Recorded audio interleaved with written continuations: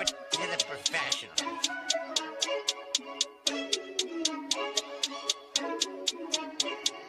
Blessed by Gandhi, blah, blah, blah. Started off with a bit, now I got coin. I see where y'all going. Been poppin' since Web 1, hella hopes on Web 2. I was living a dream, now I'm on Web 3. And it is what it seems, topping the pyramid schemes, I'm telling you. I'll sell you a percentage on Nebula. Shout out to Vince, he'll set it up. Surfing on the web and I'm shooting at 3. I've been goated when I got my G. I'm an alien boy from a different planet, yeah. So I got my drink, I'm riding in the 1920s Model T Ford. Call her Era Lord. Call me Levi, playing on the keys, boy. And I'm about to put my gloves on. If I said it, then I meant that. Yeah, I like that one, I'm about to get that. Crash that whip for the drumsticks, whiplash. I'm about to get them all. Are you with that? In a white boat, surrounded by blue. I want one, but I got a cop too. I wanna fly high in the sky, arms out wide, trying to soar from a bird's eye view. I'm on fire, Ricky, Bobby, cracking the pavement, Whitney, Bobby. I'm a Saki bomb, Hiroshima, Nagasaki. Bruce Wayne been a dog, and I keep it 101, cause I'm feeling kinda spotty. You sipping on some rock, and I'm sipping on octane. The only thing around my neck is the Started off with a blockchain. bit, now I got coin. I see where y'all going. Been poppin' since Web 1, hella hopes on Web 2. I was living a dream, now I'm on Web 3. And it is what it seems, topping the pyramid schemes, I'm telling you. I'll sell you a percentage on Nebula. Shout out to Vince, he'll set it up. NFT, Twitter, blockchain. Seeing with the ghosts and we ballin' like LeBron James. Crypto. We can make a trade, get the memo. Refuse not falling for the FOMO. Listening to Coffee with Captain. You know we worldwide, they loco.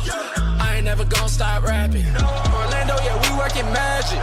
We rocking Ethereum entities. I just went and caught me a half base. Man, I got a shout out Started to off with a 40. bit, now I got coin. I see where y'all going. Been poppin' since Web 1, hella hopes on Web 2. I was living a dream, now I'm on Web 3. And it is what it seems, topping the pyramid schemes, I'm telling you. I'll sell you a percentage on Nebula. Shout out to Vince, he'll set it up. Breaking the mood to choose one, but they got knowledge to move, son. I'm shocking in shades with my brother in suits. Yeah, them blues is coming. Even though it's hard to pick, eeny, mighty, mo, soda on the mix, no biting lips, it's time to go. Index number 1, no thumbs up, you gotta scroll. Looking at the ghost in studio, it's time to go. Had a helmet on by myself until I met a mask that wanted to have a face off. So I had to bring my chainsaw, full tank of gas in the ride with my brakes off. I'm A1, but a different kind of steak sauce. Welcome to Coffee with Captain GM. Thanks so much for joining us. Happy Wednesday, everyone. Happy tax day. If you've not yet got your taxes filed, get on it. You got the clock is ticking, or at least get your extension filed. Costs you no money to do that. Maybe some penalties and interest, but better than not filing. We are live on YouTube. We're live on X Video. We are live on Abstract, and appreciate all of the GMs. While you're over there on YouTube, hit that like and subscribe. We greatly appreciate it.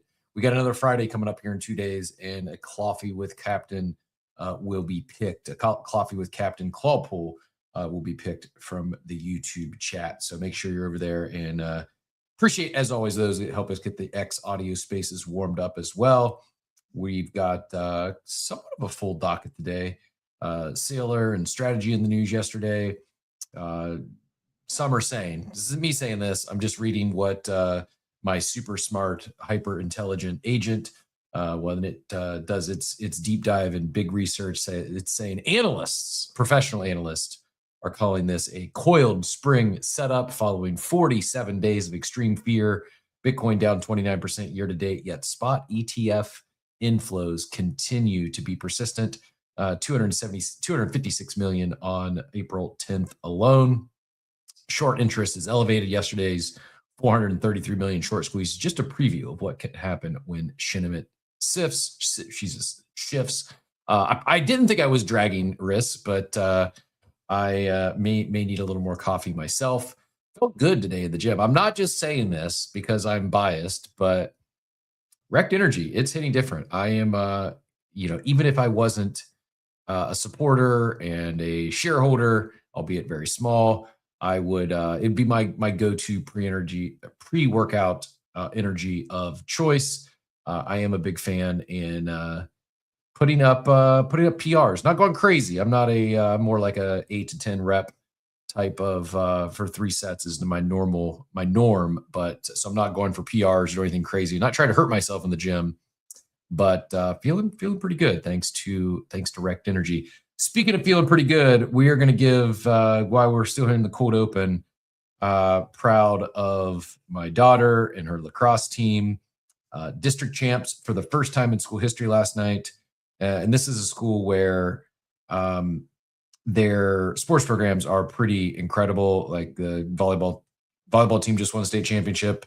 The baseball team won a state championship her freshman year, and I think they're one of the favorites to win again this year.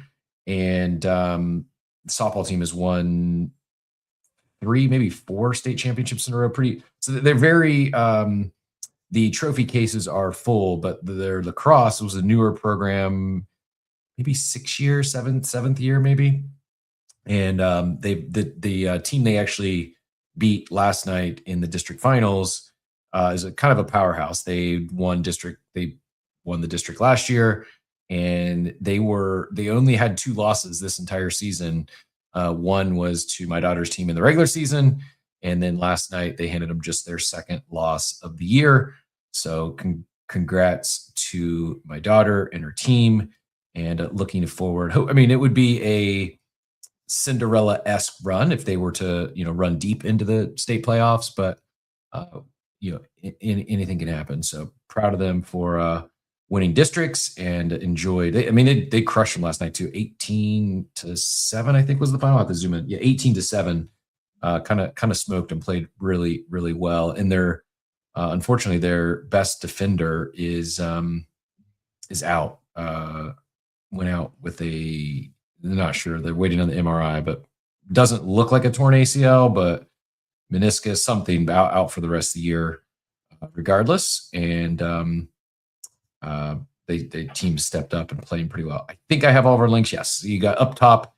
You can find the link to the spaces, the X video, tomorrow's reminder link specifically for Mel, and abstract. And actually, I think I grabbed one of the wrong links. I'll get the YouTube link here in a second and throw that up top. But if you, as always, community show here. If you'd like to join the conversation, feel free to throw in requests to join us on stage, or add your comments, thoughts, questions in the chat down below. And people should show up if they make the championship. It would be cool. I am. So I think next regional quarterfinals are next Wednesday, and then regional semis are the following Wednesday. Where unfortunately I'm going to be, unfortunately going to be at Bitcoin Vegas and Dominion conference also out in Vegas. And so it would be the first game of the season that I will miss. I'm gonna have to be tuning in I might be hosting a panel, tuning in, watching the game from my phone. So is what it is. She will understand, but I hate almost turned down the offer to host a show out there and maybe do a little emceeing. If it was just a conference, I wouldn't go, but client, and looking forward to it. But I will be, not to get ahead of ourselves, they're going to have to win regional quarterfinals. But yeah, Florida sports are extremely competitive. It's like Miami's super competitive. The Tampa market's super competitive. No offense to Orlando or anywhere else in the state, but it's kind of blown me away as someone who grew up playing sports. I mean, these kids have, I know it's new era and the era of NIL and all that, but these kids like literally have there was a baseball player last night. I said her high school's baseball team is like 21-1. They're in the top 25 in not the state of Florida, in the country.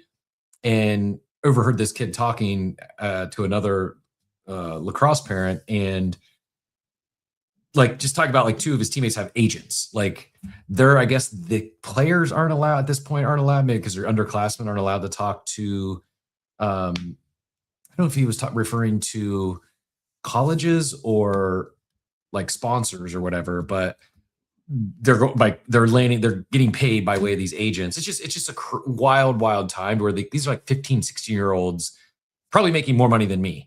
And, it's awesome. I'm excited for them, but it's like how competitive it is in this part of the state, even, I think there's 4 or 5 of the top 25 baseball teams in the entire country aren't just in the state of Florida. They're in like the from Tampa, St. Pete down to like Venice. It's just wild how super competitive this part of the country is in high school sports. And like, I grew up in Ohio where high school football was really big deal. Football also big in Florida, but baseball is on another level. Probably has something to do with they can play year round, but it is super competitive. And I shared this I don't think I shared on the show. I shared in my group chat of friends. If you have younger kids, I did share on the show, put a lacrosse stick in their hands, see if they take to the sport, if they're fast, if they're like running, they got some hand-eye coordination. It really, again, I know I'm biased. I'm close to it. My daughter, but she found it her freshman year when she started playing and just fell in love with it to the point where she gave up volleyball after playing that like really competitively and on some pretty good travel teams for several years. I mean, she travel volleyball for like maybe 6 years, and ultimately decided to give it up to just focus on lacrosse, and has really enjoyed it. And I feel it's having a moment because a lot of some of these girls are like the leading, like last night, the team they played, their girl scored by probably like 4 or 5 of the 7 goals. Really talented kid. She's a sophomore. Most of the elite players that I've seen this year, I don't know if I've seen one, like, as far as like, and no offense to my daughter or any of the other seniors, but I think every team's leading scorer, like best players, have been juniors or even sophomores. Like, it's kind of mind blowing how many of these teams, and you see, and they're like, oh, this girl has 50 some goals and she's a sophomore. My daughter's team, their leading goal scorers at juniors, already got a full ride to Oregon. And then the number 2 and number 3 are both sophomores. I really do think it's having a kind of a breakout moment and going to be one of the emerging sports. Also, as you see, like the come up that like the WNBA has I think it's driving more attention to women's sports, and therefore I think you'll see the downstream effect of the WNBA isn't just high school basketball and college basketball for women becomes more competitive and more opportunities exist. I think that'll have a trickle down effect to things like softball, like lacrosse, and soccer. I mean, soccer, when is Women's World Cup this year as well, or is that just men's? I don't know. I should know, but that'll would be another. Mel agrees. Lacrosse is her favorite sport that her kiddos do.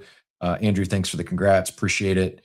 I do not have any Cardano, but those cash tags are live in the news. CSB.ada just asked, do I have any Cardano yet? I do not, but I was able to check the current price just by clicking that cash tag in the chat. For me, it's working on mobile. It does not work on desktop. I did a test this morning with the ticker APE and testing it on the desktop. It did not work. It just takes me to like, as if you would click like a hashtag or a cash tag, it took you to just like the conversation. But on mobile now, it actually pulls up the chart, and I suspect you'll be able to trade directly from there in the near future, but can't as of yet. Mr. Hare, thank you for the share. Same thing with Fast Eddie. Fast Eddie said, always dreamed of having one of those LaMelo balls. It was kind of I was not being serious when I said I was going to sell my LaMelo ball NFT, that in my LaMelo ball Cool Cat for a house. Just a joke, but if you were around in 2021, you know that LaMelo ball Cool Cat, and when I say Cool Cat, not the Cool Cat NFT PFP collection, but NBA Top Shot, their first set they did was called the Cool Cats. And long story short, they do a pack rips, and the grail, the chase item in the pack rip, it might have been like, there were some packs, it might have been, I'm trying to think how this was. I don't know if you might have had to buy a cool pack set to get a cool cat, and you were basically guaranteed one cool cat in the pack. But if you completed the set, then you got like I can't remember I think the LaMelo Ball rookie was the completion prize was like if you completed the whole set, you got a LaMelo Ball, and the Luka cool cat was the bottleneck. I think like the Luka was the most expensive cool cat. At one point, the Lukas were trading for over $10,000. In fact, Osimo, a guy named Alex Baker, was at that time was I would say the unanimous best DFS player in the world. Many of us came over. We found NFTs from DFS.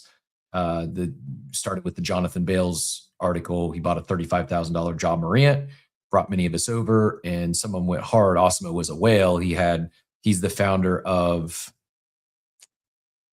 I can't remember what they originally called it. It's now called Stochastic, is a DFS content site and tools, and they've expanded into sports betting and whatnot. Can't remember what it was called initially. It might have been called Osimo. Like it doesn't matter. I can't remember. But anyways, he was a whale, came over from DFS, had done very well there, and went really hard into Top Shot. And I'm sure I'm certain he round tripped most of those bags or ended up having some nice tax write-offs, because at one point he was like hoarding those Luka moments where he was paying like $10K a pop for them. Wild times. But anyways, I digress. Was a joke talking about the LaMelo Ball, but congrats to Riggs and all the Charlotte Hornet fans out there. Yes, thank you, Teacher Katie and Jambert. Appreciate the kudos and the congrats.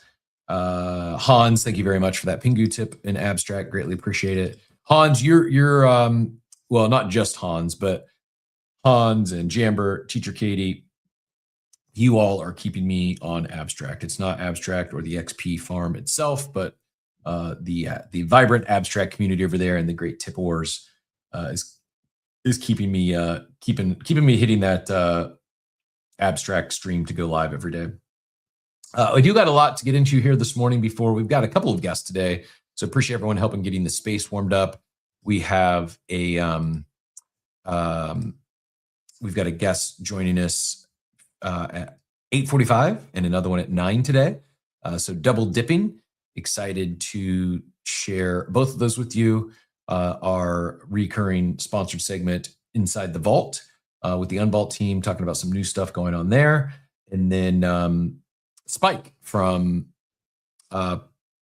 Am I saying that right? Persona. They just launched Records. And candidly speaking, quite frankly, I have not done the deep dive. I don't fully understand what it is doing. I know it's they're leveraging AI and IP and community IP. I have not done the deep dive, so I'll be asking questions. I'm going into it blind. I thought about doing research this morning, but I thought I would save my questions for the raw, authentic interview today on the show. Also, speaking of love for not sponsors, but friends of the show, I want to give my guy Joey some love. Joey on the BZ team and deep in the collectible space, but has been in collectibles. So Platy Mama, that worked for you on mobile, I take it. Like I think the cash tags work on mobile, but like if I try to do a screen share, yeah, it works for me on mobile as well, but it does not work does not work on desktop. If I work on desktop, it just takes me back to the old like what it would done prior to them launching cash tags. But yeah, I was hopeful they brought, and it was probably pure hopium, but I was hopeful that it only works on Apple. Yeah, so Apple mobile. It doesn't work on a MacBook though, just to be clear. It does not work on MacBook desktop. I wanted to rewind my brain here and give it's so funny too, because I'm seeing like so many OGs are liking that LaMelo Ball. I'm gonna have to show it. I talked about it. Joey, I'm gonna come back to you and give you some love, but I want to give you proper love and support for what you're building. So quick flyover on the LaMelo Ball NFT. I'm curious if anyone else is still holding one of these LaMelo Ball NFTs. I have not just this rare one. Yeah, jump up, ask some questions. And one thing, we actually have a conversation today after the show with a social media guru, I think one of the best in the space. And I will ask about translation. Like, we do the podcast, like the recording goes live after the show. Obviously, you can find the Spaces recording just in the stream, but we go live on, not live. It gets pushed to all the wherever you enjoy your podcast, Spotify, Apple, etc. Usually around noon, 1 o'clock, and I'll ask about: would it make sense to also translate in Spanish or other language? I know things are much easier now with AI. However, those costs add up pretty quickly. You talk about not just the hosting of the podcast and whatnot, but AI, you can burn through those AI credits pretty quickly. So while like clips and all that stuff, it's definitely much easier today with thanks to AI. It's also not free. So I will look into it, see. We'll discuss it. I'll say that. But yeah, Diego, if you'd like to jump up, you're welcome to jump up and ask any questions you would like. And Cafe con El Captain is loading. I need to learn. My dog actually understands more Spanish than I do, but I will continue my my Espanol journey. This is the LaMelo Ball I was talking about. But yeah, not only do I have the rare Neptune, I believe it was, I have 3 of the commons. I wonder if anyone knows, if you weren't around, this was like giving LaMelo credit. He was very early to NFTs. This thing minted 5 years ago. So that was per OpenSea. I wonder, I'm gonna have to go look, because it might even Shop Mania and decided to do his own thing. I don't know this for a fact, but I'm gonna go check now to see the actual mint date, the actual off the contract, because OpenSea tells me it was 5 years ago when these things minted. And this is so here's the Blue Neptune steals. There actually was some utility to it at the time as well. This was points, the Red Mars series, the Blue Neptune is what this one was. I mean, floor on this still 0.05 ETH. That's not nothing. That's kind of surprising. I'm a little shocked. I mean, the collection floor for the comments is $8.87. But there was at one point some utility. I don't know what it was. I think you might have got access to like some game worn jerseys, or I don't know what he did. But yeah, this 0.1 ETH mint 5 years ago today, or 5 years ago, and he June 5th. So it was not before Apes, but not long after. So not quite a full 5 years. It'll be 5 years, June 5th. And yeah, never left the wallet. So that you're a real OG if you're holding LaMelo Ball NFTs in your wallet. Speaking of tax day, probably should have. I can't believe those are her real toes, by the way, Riss. I don't know. I have no words. The Cheetos. He put flaming Cheeto tattoos on his actual toes. Yeah, that would, like, the war room every once in a while gets me and like kind of distracts me, throws me for a loop. ADD brain takes over, and the Cheetos definitely did that this morning. Thanks for that, Riss. Where was I at? Let Joey. Want to give my guy Joey some love. Didn't forget about you. The shoe drop on the LaMelo shoe drop on OS was pretty well done, and I agree with Hizzy. I would like to see more of those physical meets digital type of drops. Joey, I'm just scanning the chat to go find your. Yeah, this was also funny. I said I was going to trade my LaMelo NFT and then the Cool Cats LaMelo for a house, and Shane said this is the house. I don't even know if it could get me an outhouse. 0.05 ETH isn't gonna, maybe a 2x4 to start building a home, but that's probably about it. Joey is a collector, been a collector for a very long time, and probably part of the reason BZ decided he'd be wise to add him to the team, and has been building chief brand offers with BZ since I can remember. I think maybe not from day one, but pretty darn close to it. He definitely predates even when they were prior to the rebrand to BZ. He was with them when they were the Colony. Anyways, Joey started a new business. It's called Dad's Attic. Go give it a follow. I'll pin this post up top so you can see it. But it basically I don't know, Joey, if you're out there, you're welcome to come up. I was going to say a connector, a reseller. I'm going to be doing some consignment. I'm sending Joey some of my cardboard that he's going to sell on my behalf, and then gladly give them a commission for any sales they generate. Part of the reason I greatly prefer digital assets, things like I still, even though Top Shot's kind of went down, I'd still prefer something like a Top Shot, or actually what I really prefer is I haven't been in collecting mode, but I genuinely do prefer, like I have a Jalen Hurts rookie card in my BZ vault. To me, that's far better than the cardboard I'm going to send Joey, because the friction that exists when I want to go sell it. Like I don't have an eBay account. I'm not a power seller on eBay. So it's not easy. Like it takes a lot of time and effort. And then to build up an account where you could actually get any traction and eyeballs. And then when one does sell, you got to pick it, you got to pack it, you got to ship it. And it's a lot of time, energy, and effort that I haven't done. I collected some back in like the pandemic before getting into NFTs. I mean, I collected as a kid and then got back into it a little bit during the pandemic and pulled some decent cards, never sent them off to get graded, never resold any. They just sit in the box.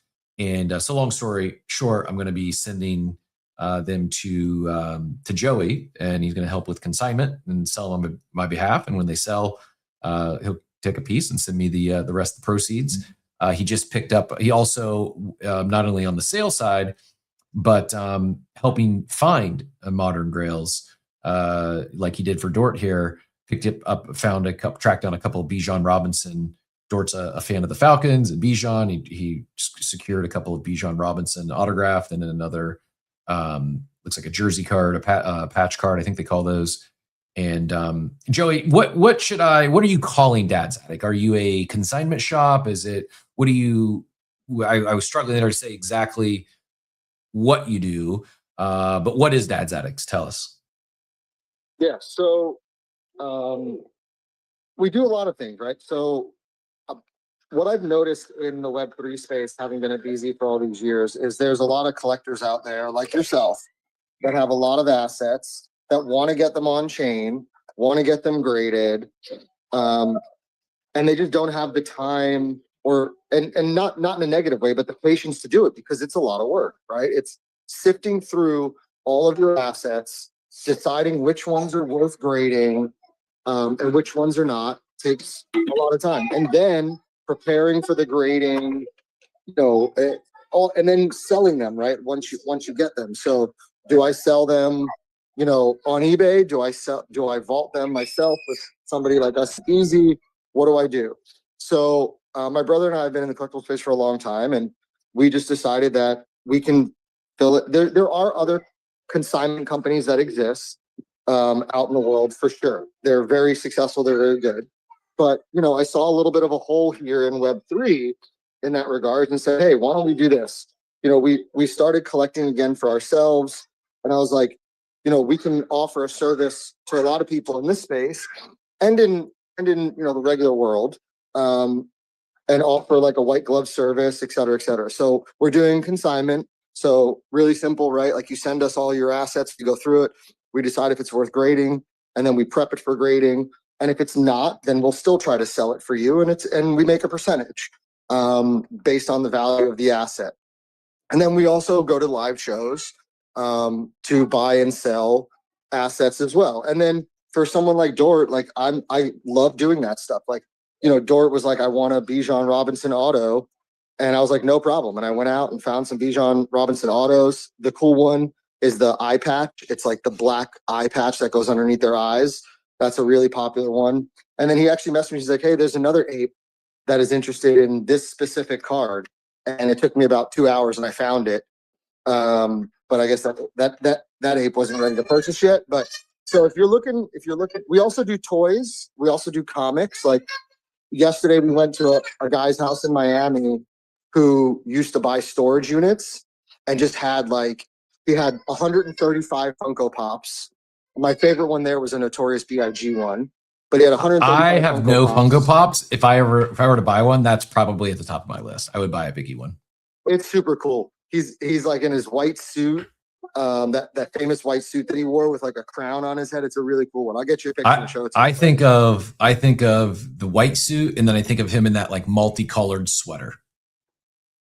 Oh yeah, the multicolored sweater with the big sunglasses on. Yep. So like 135 Funko Pops, like hundreds of comic books, sealed toys like Star Wars and Ninja Turtles, and right, like just all this stuff. So we went there. We negotiated. We dug through some stuff to get an idea of what some of it was worth.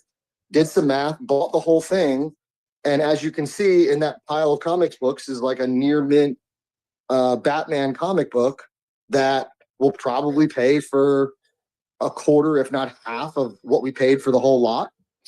In addition to all the Funkos, we're going to sell all the toys. So the reason why we named it Dad's Attic is because when you're young, you do all this collecting. And then when you get older, you ask your parents where everything is. And they're like, it's up in the attic. And then you got to go up into the attic and find all your stuff. So we thought it was a kind of fun name for all of us older guys and girls.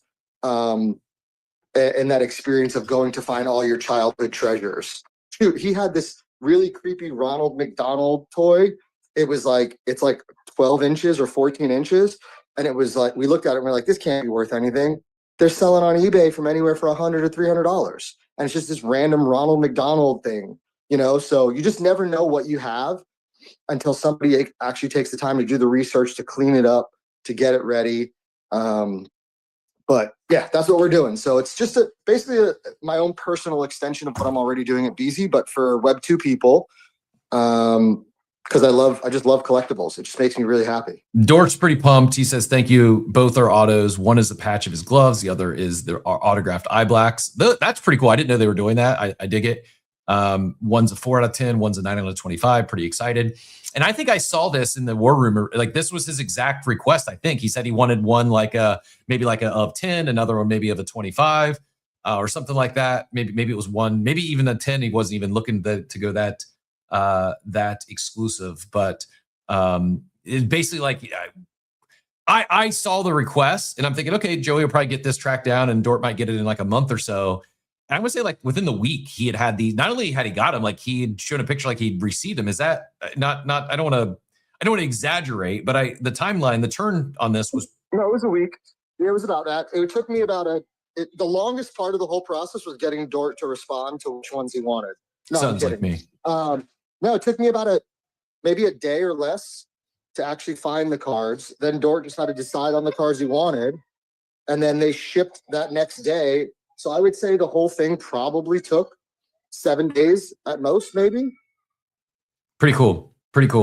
Congrats on the launch. Excited for you. And this is not a paid promotion. This is not a paid partnership in any way, shape, or form. Just a fan of Joey and appreciate his years of support of Coffee with Captain. Great community member, and least we can do. Just as a way of within most, if not all, in the from the community. If you've got something you're passionate about, something you're building, let us. Speaking of people that are building, some pretty cool things being built on the AI front from our community members. It gets me. It's inspiring and FOMO inducing at the same time. It's inspiring. I love to see it. I'm excited for my friends, and at the same time, it's like. This feels like the golden era for builders. Like we're in a really special moment in time. And while we are building here with the show, with Coffee with Captain, and shout out the Pain and all he's been doing behind the scenes to help level us up, far beyond just the Discord cleanup and some changes there. Been doing some incredible things behind the scenes. Really excited for the year. Already only 3.5 months into it, and but that said, I also getting this. FOMO is not the right word. Maybe it is the right word. It's not that I'm fearful. I just, as someone who's been a lifelong entrepreneur and had some decent success in the traditional business world and in particular retail, I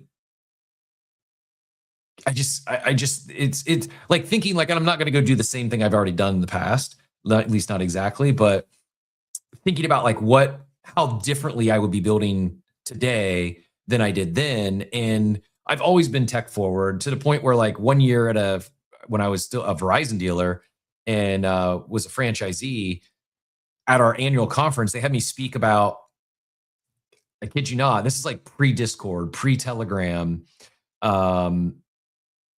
Facebook was obviously a thing, but it was pre-Slack.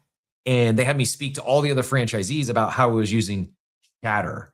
It was before, I don't know if it was homegrown at Salesforce or Salesforce acquired Chatter, but we were like way ahead. We were like one of the first, at least in that franchise network of like 500 plus locations, the first to use any sort of like team-wide chat, that wasn't just like it wasn't like a text message chat or a group chat.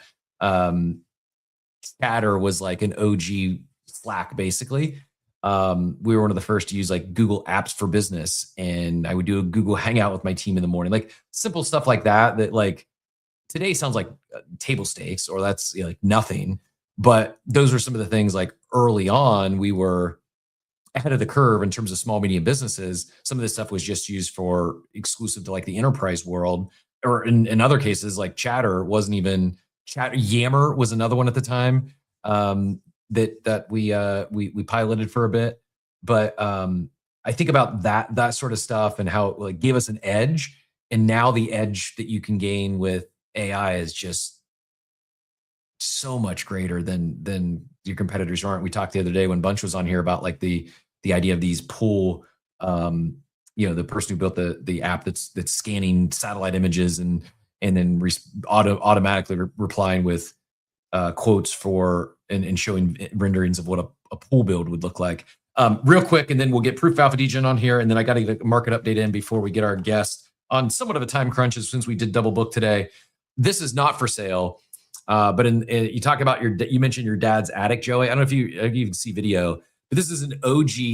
Do kids even know what this is? I'm curious. Does anyone? Joey probably knows what this is, and anyone my age probably knows what this is. But this predates me. This was my dad's toy. So these were a thing when we were kids, but the OGs, I have no idea what these. It's not in the greatest shape. It was like used as a toy. It's missing. It went to war. This will give you a hint if you don't know what it is. It's missing, I think, both of its hands. So it took some shrapnel or had a bad trip. But this is a Joey. Can you see the video or no? No, I'm making eggs and bacon right now while we're on the spaces. No worries. It is not $1 million man. Dobbins, you're probably too young for this. Diego is either our age or just in the know. Yes, this is an OG G.I. Joe. Not G.I. Joe from like the 80s. This is a G.I. Joe from 60s, maybe the 70s. Like it's one of the original G.I. Joes from way back in the day. And this quite literally came from, actually not literally because it wasn't in my dad's attic, but did come from my dad. But yeah, it's like you can see it's like starting to, it was definitely played with. It was not kept in the boxes. It was the kids, they had, we have iPads today. Like my parents, they had Barbies or G.I. Joes was like the two toys that they had back in the, I guess would have been 60s, maybe 70s. Yeah, Diego, you qualify in the plus 40 club. A little bit older than you, but not a lot. Yeah, that is predates my childhood. Would have been pre 1980 for sure. Proof Alpha Degen, go ahead and get in here, and then we got a daily market update I got to fit in. Yeah, man, thanks, man. I just wanted to come in and throw Joey V his flowers, bro. He's always cooking, right? Literally, he's cooking, right? See what I did there? But no, man, we did an AMA with Joey in the Funkari Discord, and I was really impressed. I'm an old eBayer from 2006. My account was 2006, and it's 100% feedback on it. And so, I've been around, and I'm in that kind of stuff, just buying and selling, or even atticing and whatever stuff I have left around. And I was thoroughly impressed with his presentation, with his whole the dad's attic, everything, man. So I just wanted to say, slap him in the face with his flowers while he's in there juggling with the 3 kids. The kids are always the star of the show when he gets on. He had that one infamous vacuum cleaner thing where he was like, no, everything, the baby just dumped everything Dude, out of it, and my wife is on her way home, or whatever it was, that incident. Man, we need to find that clip. I don't know what episode that was. We probably don't have the video of it anymore, but... Wait, Alpha DJ said he has, was it you that said you have? Yeah, that was me. Yeah, I got it bookmarked. I'm going to get it and try to bring it back, but I just want to get up and say we need to immortalize that clip. Keep going, bro. We were talking yesterday about bringing back music NFTs. Maybe not music NFTs, but we need to get that audio clip on blockchain, because that is some deep Coffee with Captain lore right there. All-time clip where Joey's kids went a little wild during the show, and we got to hear some real life parenting. Zane says anything before Lion King is foreign to him. Yeah, Zane, this is the OG G.I. Joes definitely predates Zane and those others. I don't even know, I think there was a relatively recent G.I. Joe movie, so I think the Zoomers and Gen Alpha probably are aware of G.I. Joes, but they were a big deal when I was a kid, and that was again, that one that I showed you was even those literally an OG G.I. Joe, one of the first they made. Blue, go ahead, quick one, and then I got to get a daily market update in here. No, GM. I was going to say you should call Ken Golden. I'm not selling this one. Because not selling this one. That figure is insane. I could just see a whole episode of them just trying to get you to give it over to them. This is just, I love the conversation and everything that's happening. But yeah, I could see Ken Gold coming to your house, and you're going to be on the 3rd season. If I had if I had another one, if he had one new in box, I don't know, I probably wouldn't sell it anyways. I mean, there's a number for everything, but one of the few, now I'm going to go to eBay just to check, but one of the few collectibles that I had, that I still have, that my dad might have had. Someday I might go and see if I have some vinyls of his. I may, I will do, I'll wait for Outer to get back on here. We're going to introduce a weekly music segment after yesterday's, man, what did Com Trinity call it? Coffee Cella? I don't remember exactly what he called it, but great. I will have to go find it here in a second. But as I keep my thoughts together here, I am going to get a quick daily market update in, and then we will move into our royalty report of the week, which will set up our first guest of the day. But it is tax day. If you've not yet gotten filed, you're probably scrambling. If you had any crypto transactions, Awaken can help with that. Head to awaken.tax, use code coffee50 or return coffee50 to save. Wrong banner there, but we'll get the right one on screen here. Coffee50 or return coffee50 to save $50 off your tax prep. This is the daily market update brought to you by Awaken. Maybe. Here we go. It's market update time. Let's set the play. Powered by Awaken, the smart tax way. From crypto flips to DeFi stacks. They keep it clean. Got your back. Grab your coffee. Let's break it down. Daily update right now. Market holding relatively strong on tax day today. Sometimes you see a little bit of sell-off for those that are have had a good year last year and have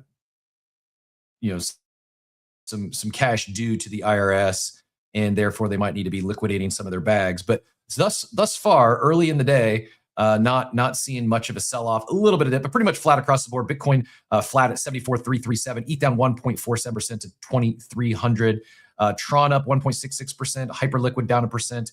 A pretty stable day across the board after a nice run up this past week. As we head over to OpenSea to look at our NFT update, Hypers up slightly, up 1% to 401. Punk's flat at 25.99. Apes also flat, 6.28, down 0.5%. Pudgy's flat, 4.07. Must have been an autoglyph sale. Mutants gave up their 1 ETH mark, down 5% to 0.98. Moonbird's down 7% to 0.76. Digidaigaku up 35%. What in the game is happening over there? Somewhere Josh Bobrowski's taking a victory lap. Quirky's 1.1, talking about deep lore on Coffee with Captain. We'll go back to that another day. Quirky's 1.1 down 2%. Azuki down 0.76%. There was a couple of ringers sold. They're at 9.98, up 5.1% on the day. And that is our, albeit a bridge, that's our daily market update brought to you by Awaken. Again, awaken.tax. Use code coffee50 or return coffee50 for returning users.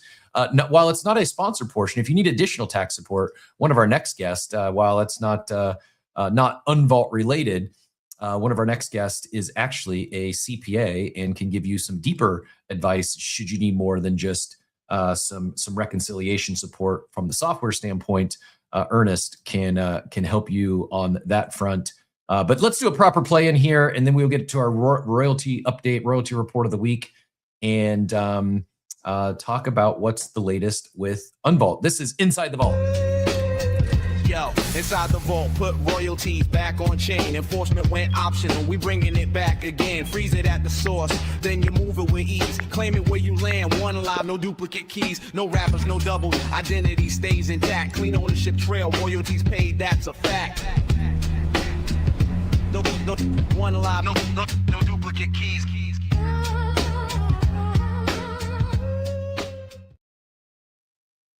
Welcome back to Coffee with Captain. Ernest and Aaron, always a pleasure.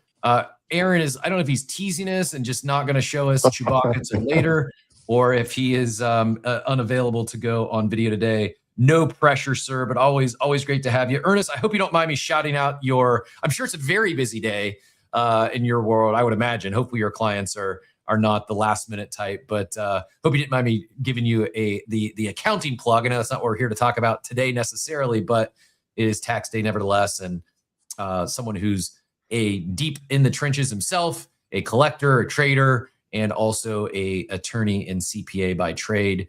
Good person to have in your corner. And yeah, if you want to give your Decrypted a shout out, give your website. Where if people want to get not learn more about Unvault, we will talk about that here momentarily. But if people wanted to get some assistance on the tax prep front, where should they just DM you directly? Where can they find information? You can find us at decrypted.tax. That's the easiest way. And we have tax tracking software the same way as CoinLedger or the others. It's provided by Note 40 in the back end of our website. And then we do full service tax prep as well. And so everything from 100 transactions in a year to 100,000 transactions in a year or 1 million transactions in a year. Our largest client has over 1 million transactions. So, yeah. I did see, news relevant, not to cut into our Unvault time here, but it is tax day, so we'll take a quick beat on the tax prep front. What is this new ruling that came out yesterday about the day trading change? Was that mostly just stock related? Does that impact crypto at all? The wash trading, the day trading, like there used to be a $25,000 limit or minimum that's been eliminated. There was never previous, my understanding anyways, there was not wash trading regulations or laws related to crypto, meaning if you bought Bitcoin at $120,000, you could sell it right now, book your capital losses and rebuy it immediately. You don't have to wait any period like you had to do previously in stocks. This new ruling, does that tie into crypto at all, or is that just on the stock trading front? I haven't read the new ruling completely, but generally speaking, tax loss wash harvesting rule, that's a mouthful, doesn't apply to crypto.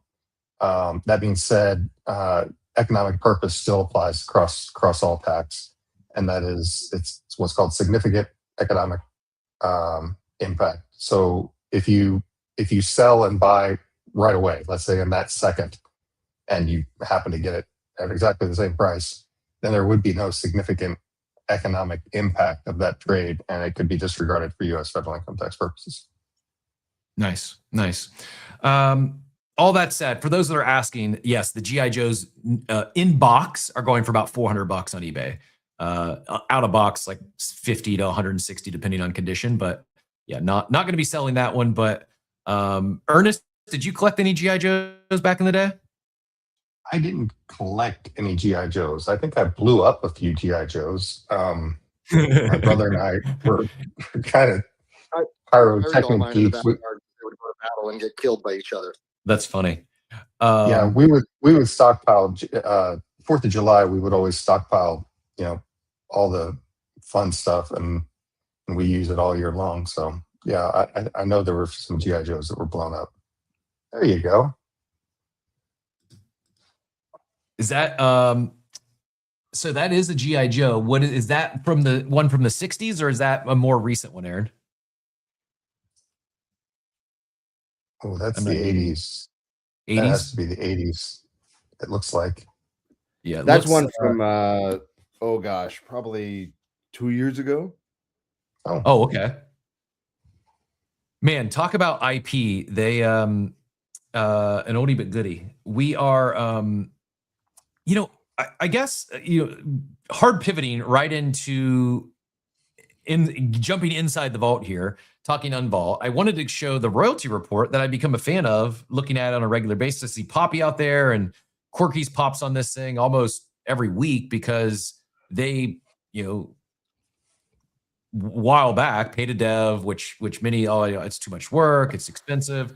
They went that route and migrated to a royalty protected contract. And as a result, not only has the royalties been coming in for them, the floor prices went up. It's mitigated flippers and short term, brought in more collectors in the organization. But where I was going is I used to go to NFT Pulse for my royalty report, and they did a change recently. I think they might have got acquired by Electric Capital, or they rebranded. And unless I'm missing it, you're not able to see. It's only showing you like the royalties by marketplace, which I don't really care. I wanted to see by collection, and I don't have the ability to see that anymore on NFT Pulse. I know you've got a lot of this data. Do you have a go-to source, or might this be something we see in the future from Unvault in terms of royalty reports at a collection level? I was just talking to a dev about this last week. The dev on our front end for our website, and we have a Dune script that we pull regularly to look at royalty reports, and we're looking at integrating that into the website. Very cool. But not only that, but you're going to be able to go and check out your own personal divot, which is a personal royalty for you. That's part of Unvault. So if you own some of the collections that we're working with, like Heavy Metal, Foxy Fam, Typical Tigers just signed up.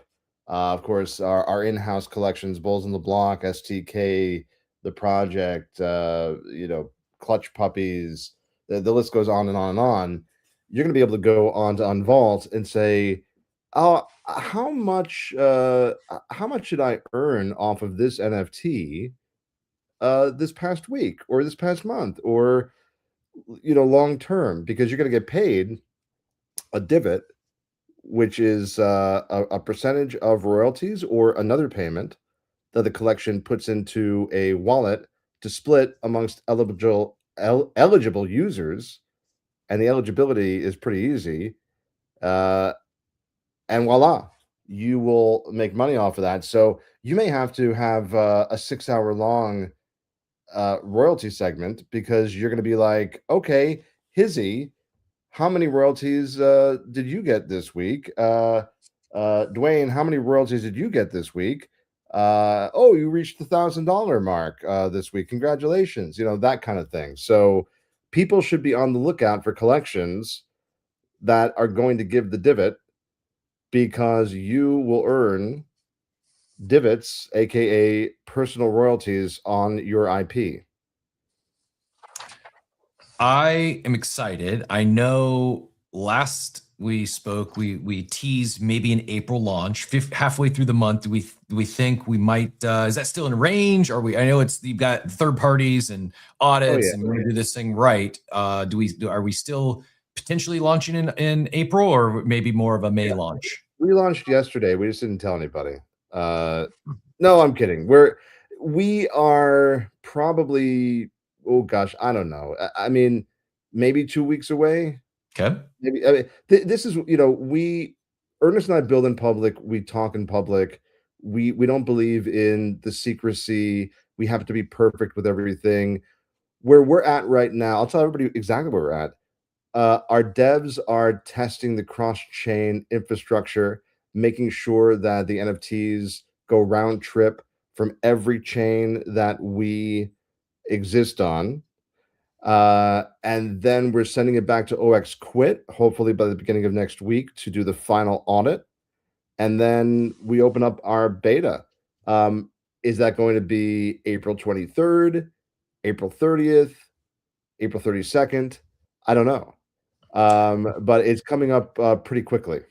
One of the things, so you mentioned Typical Tigers there in passing a little bit ago, and Typical Tigers, the established collection, great community over there on Ape Chain. I just saw Don's post where he said, happy to announce that First Class Frenchies will be minting and being hosted via Unvault Mint on Ape Chain or many other chains. Move your NFT between chains. More details and time scales to come. I should know this, but so am I understanding this post that First Class Frenchies is a new collection, maybe related to Typical Tigers? And then I guess the follow-up question is that, so it's not just migrating to new contracts, not just going multi-chain, not just being able to protect royalties and then share those royalties with your holders by way of the divot, but also a launch pad. Is that part of Unvault as well? If someone's looking to mint, it's not just migrating or moving an existing collection, but actually launching a brand new collection, minting with Unvault, and in doing so can mint multi-chain just from the jump. Is that correct? Am I misspeaking there? That's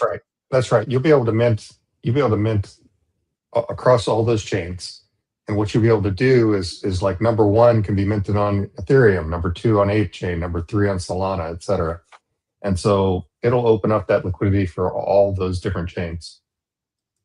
And when that happens, so let's say we use First Class Frenchies as an example. It's minting, the mint's live. Someone could go choose Ape Chain, they could choose Ethereum. If someone mints the first token mint on Ape Chain, that's 01. If someone mints on Ethereum, it's 02, and it's a supply of 5,000. So if it could end up being 3,500 get minted on ETH, 1,000 get minted on Ape Chain, and 500 get minted on Solana, and it's just the order they get minted is what the token ID is going to be, and then there'd be some identifier of which chain it's on or which chain it got minted on. It is a little bit different than that now, isn't it, Ernest? I mean, it's a little, but if you're going to get into the technicals, yes, it's a little bit different than that. But from user side, yes, it'll mint cross chain. You'll have it delivered to your wallet on whichever chain you choose. The technical details is that it does mint on one chain so that we don't have any what's called collisions. Got it. And so it mints on one chain, but then it's delivered on whichever chain you choose. Right. And so the important part is that the minting pool, the pool of minters, is vastly expanded, because on our platform, yes, people that dwell in Solana, they can mint with Sol and have it delivered to them on Solana. People that are like abstract junkies, they can mint, they can be on abstract and pay with abstract ETH. I think that's what it is, and have it delivered on abstract. People on Ape Chain can mint, with Ape while they're on Ape Chain, and so we support every chain that we work with. We support every chain that we support. Yes, well, that's why I work with, because we allow people to mint on every chain. They can be native to any chain that we support, which in the beginning is going to be abstract, base, Ape Chain, ETH mainnet, Polygon, Binance Smart Chain, and Solana. And then we have another one that is coming up. We're just waiting for them to get out of the test net. But you could be on any of those chains, mint in any of the native currencies, have the NFT delivered on any of those chains. So yes, first class Frenchies and Buckaroos on the Block and the Project and SDK Babies and Blowies, and the list goes on and on. Yes, they will be minted on our launch pad. Yes, all of the contracts will be royalty enforced. And yes, they will all automatically be unvaulted, meaning that no matter where you mint, you're going to own the asset on all the chains that I just discussed. Love it. Hizzy asked, good question. Will there be functionalities for auctions to go do an auction multi-chain? And then second question is same thing with open editions. We'll do it for Hizzy. Why not? Yes, it is. It is something we built in auctions on the website, both Dutch auctions and English auctions. I love it. We haven't had a good Dutch auction for a while. I don't think. We were talking about people experimenting on chain and doing things differently. We had Mimus on here last Friday. They just minted out this past week, and I think Reveal last night. They did a lot of like allow listing and some different mechanics with Mint, but I don't think we've had a good Dutch auction for a while. That'll be up to the collection or up to the artist, and that's also for listings, by the way. I don't know. I don't know how many people are going to want to do it. I think I'll be honest. I think Ernest is more excited about the auctions than I am. But I do remember back in the day, a good auction was a fun thing. But the point is, if you want to do it, then you can. Joey, I see your hand. We'll get you in a second. If the gentlemen have time for a question from the audience, or another question, I should say. I got really excited when we first started talking, when I heard about Unballed and what you're building, because I'm a royalty believer. I think royalties are great for the space. I think the erosion of royalties had an extreme negative impact, more than a lot of people will credit. I don't want to say downfall, but and it's not even a floor price thing. It's just like I feel it drove it's what royalties I think brought a lot of builders and artists into the space. And then when the blur farming began and the race to zero in terms of royalties, I think it drove a lot of people out of the space, both from an artist, builder, and collector standpoint. So I've been a royalty bull for a while. As we've talked more and I hear more about what you're building, it's so much more than that. And obviously the ability to share royalties is very innovative. That's an exciting thing. We talk about building with a community, building in public. My question and if you're not able or willing to answer at this point, I'm not trying to pry any alpha. Actually, I am trying to pry alpha. Do you envision or has it been discussed publicly an unvault NFT, an unvault pass, something where, you mentioned you got one that's planning to mint. Right there. Awful idea. Come on, Cap. Awful idea. Actually, yes, we're doing that. Okay. Now, is this the first time this has been shared, or is this have I just missed it? Being shared on your space? Okay.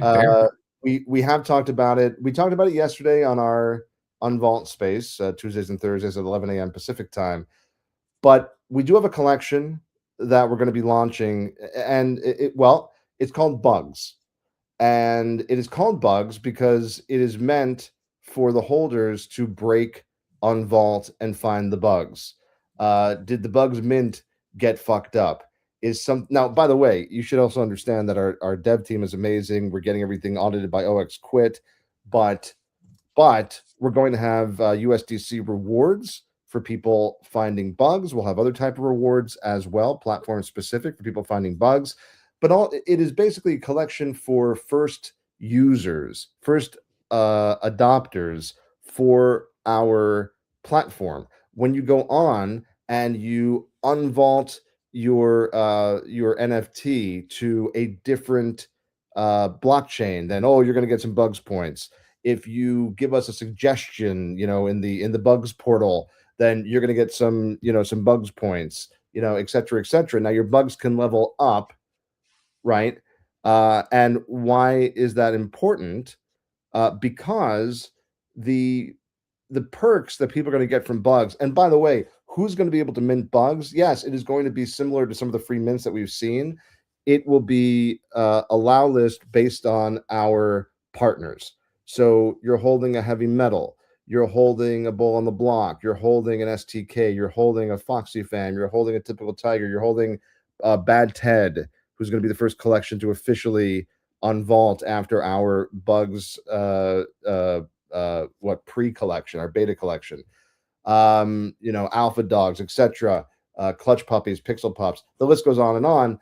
You're going to be able to mint first. Now, if you are active and you are helping us figure out where the bugs are, figure out what could be better on Vault during the beta period. The beta period is going to be maybe a week, 10 days, not a crazy amount of time. You're going to earn perks. The best perk is the ability to mint early.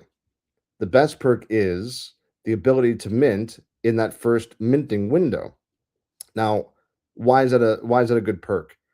Because now you're going to have minters from all the chains minting at the same time, going and trying to mint all the collections on our launch pad. You're going to be able to mint first. Now, why is it also? And by the way, I remember some of the passes from some of the minting platforms. We're not going to name any names, people I'm friendly with. And, people didn't really love the outcome of some of those early passes because, you had people getting those passes and, flooring everything right after mint. We are a little bit different in that we want trading volume, and there's going to be a tug of war between the minters and the holders in terms of the value that they get, right? And so, Ernest, I can talk about this now, right? Aaron, you can talk about whatever you need to. Well, but yesterday we had a good discussion about whether we could talk about this because this is kind of alpha. Yeah, go ahead. All right. Ernest has set up a brilliant legal strategy for an idea that we had, and it is called the minter's divot.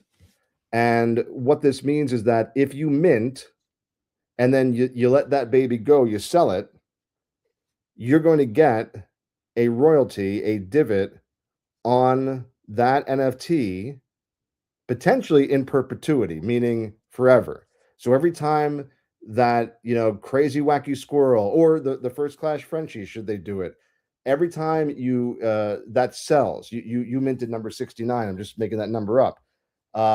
Every time 69 goes bing bang bong to a different blockchain or a different wallet, the same blockchain, whatever, you're going to look in your wallet and go, oh, I just got some Solana, I just got some ETH, I just got some whatever. Some collections, they'll have a 48-hour cycle and, you got some and then there's a little drip. Some collections might go through the roof and go crazy and you're still holding that divot. Now, ultimately, the minter's divot bonus is going to be up to the collection. But I don't know why any collection wouldn't do this, because all you're going to do is incentivize people to mint the fuck out of your collection. Excuse my French. So we are going to, so why do you want bugs besides just, oh, I can get this thing and floor it, and whatever. Like, why do you want bugs? Because you want your bug to get you rewards and to get you those minter's divots, and you want to be active on the Unvault launchpad to get those minter's divots. And so it used to be, oh, I'm going to mint 5. I want to sell 2. I hope I get a crazy rare, whatever. Now you have to decide, how many do I want to mint and then let out into the wild to create volume for the collection, divot for the holders, but also divot for me, the original minter. And now I'll clean it up for legal. So the way we do that is bugs operates as a reward. And so you own a bug and you mint buckaroos on the block. Then you sell the buckaroos on the block. Well, you minted the buckaroos on the block. So every time that buckaroo on the block sells and generates royalties for the collection, it also generates a reward through the Unvault system because you still hold the the bug that minted that individual NFT. And so it's a minter's bonus, a minter's reward. Don't sell your It bug. goes on in perpetuity. Do we have a timeline on that mint? Will it be soon after launch, months after launch? Any bugs will be immediately at launch because we're using bugs as our beta. And so bugs will be how we test our minting platform. So if it screws up, well, it's on us. It's a free mint. And you'll be able to mint those bugs. You'll be able to allow lists, like we said, with the collections that we work with. Very cool. Joey, I know you had a question for the gentleman. You fell off the stage, having trouble re-adding you.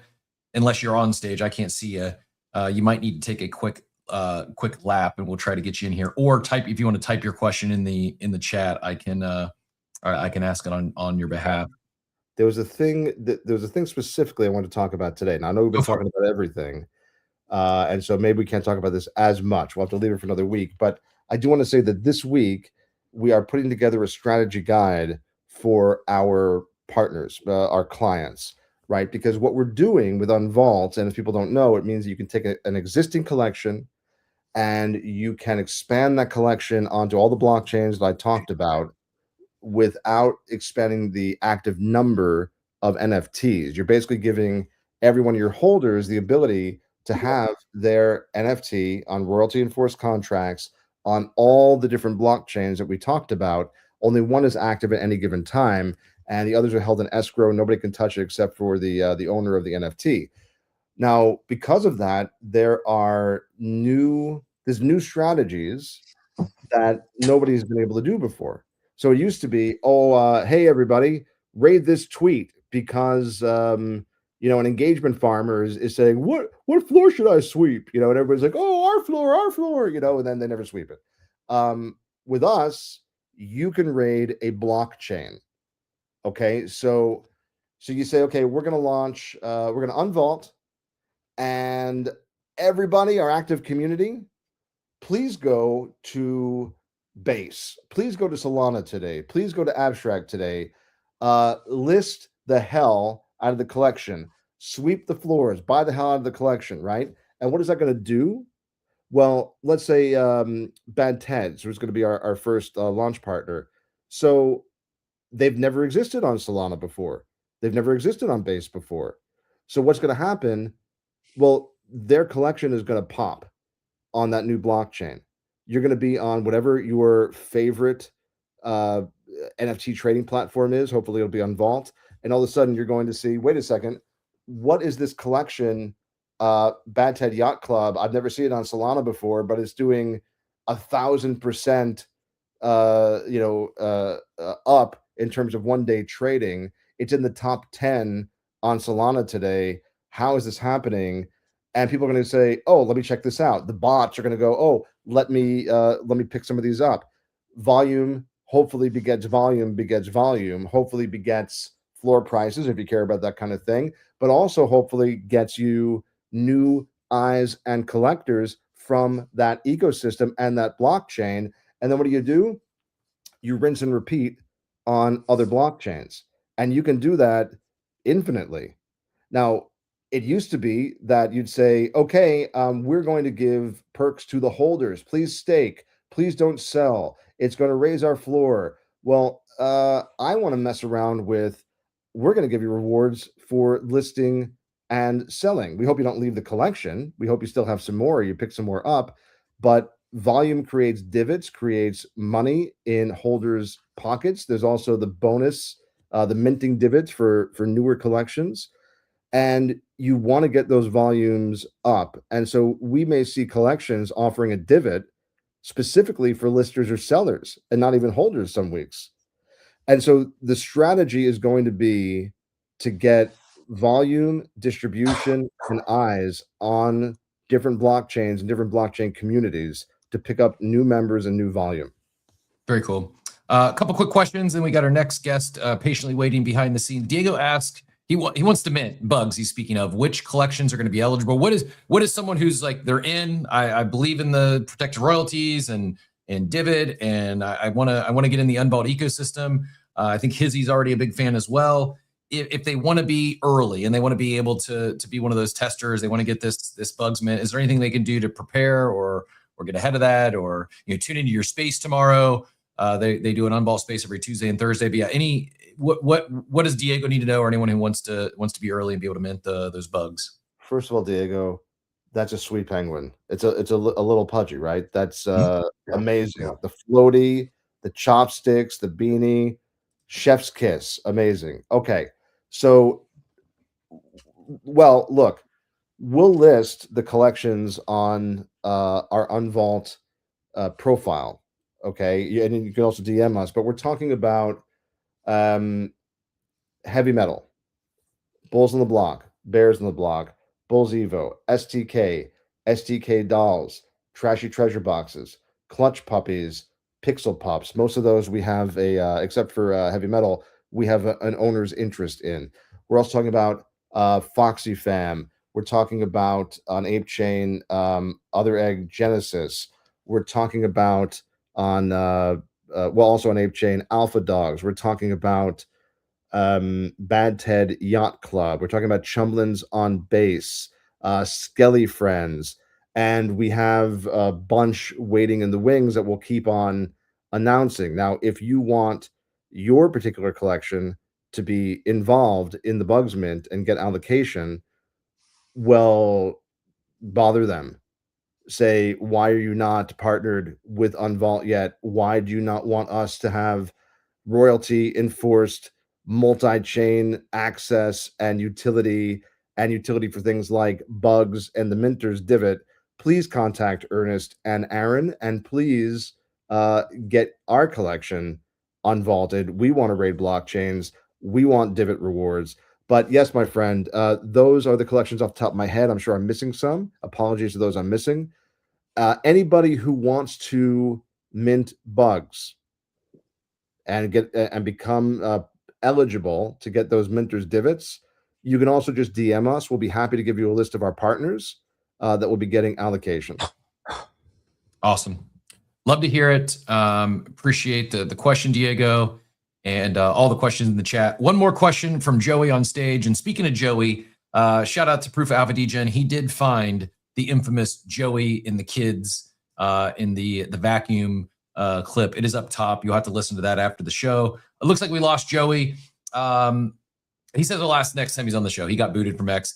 Also, this is the PSA is if you want to be able to speak on X audio spaces, you gotta move to an iPhone. This is we're not gonna make fun of anyone for the green text bubble for rocking an Android phone, but Joey, who is here almost every single day, has an issue with X almost every single day, and we're gonna blame Android for those issues.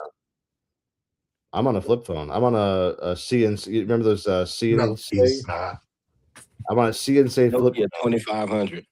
My buttons, all they do when I press a button, it just says, "This is the sound a dog makes." Woof woof. That's the kind of phone I'm on. I can't remember if I shouted out or not, but Hacks. I've just started watching Hacks, the series, and the writer on there, she switches to a flip phone, and it coming from the wireless business, I got a kick out of it. Aaron, Ernest, any final thoughts? Any closing words? We gotta get our next guest who's been waiting patiently on here, but appreciate you joining us today. Congrats on getting thus far, and appreciate you sharing some alpha today with us. I'm excited for this launch and hope to secure a bug myself. Any final thoughts? Any closing words? Ernest, you want to go first? My DMs are open. It's tax day. If you need help with your taxes, give me a call. Go to decrypted.tax, and we have competitive pricing with all the other services, but we can handle more transactions than any of them. Thanks to Node 40. Happy.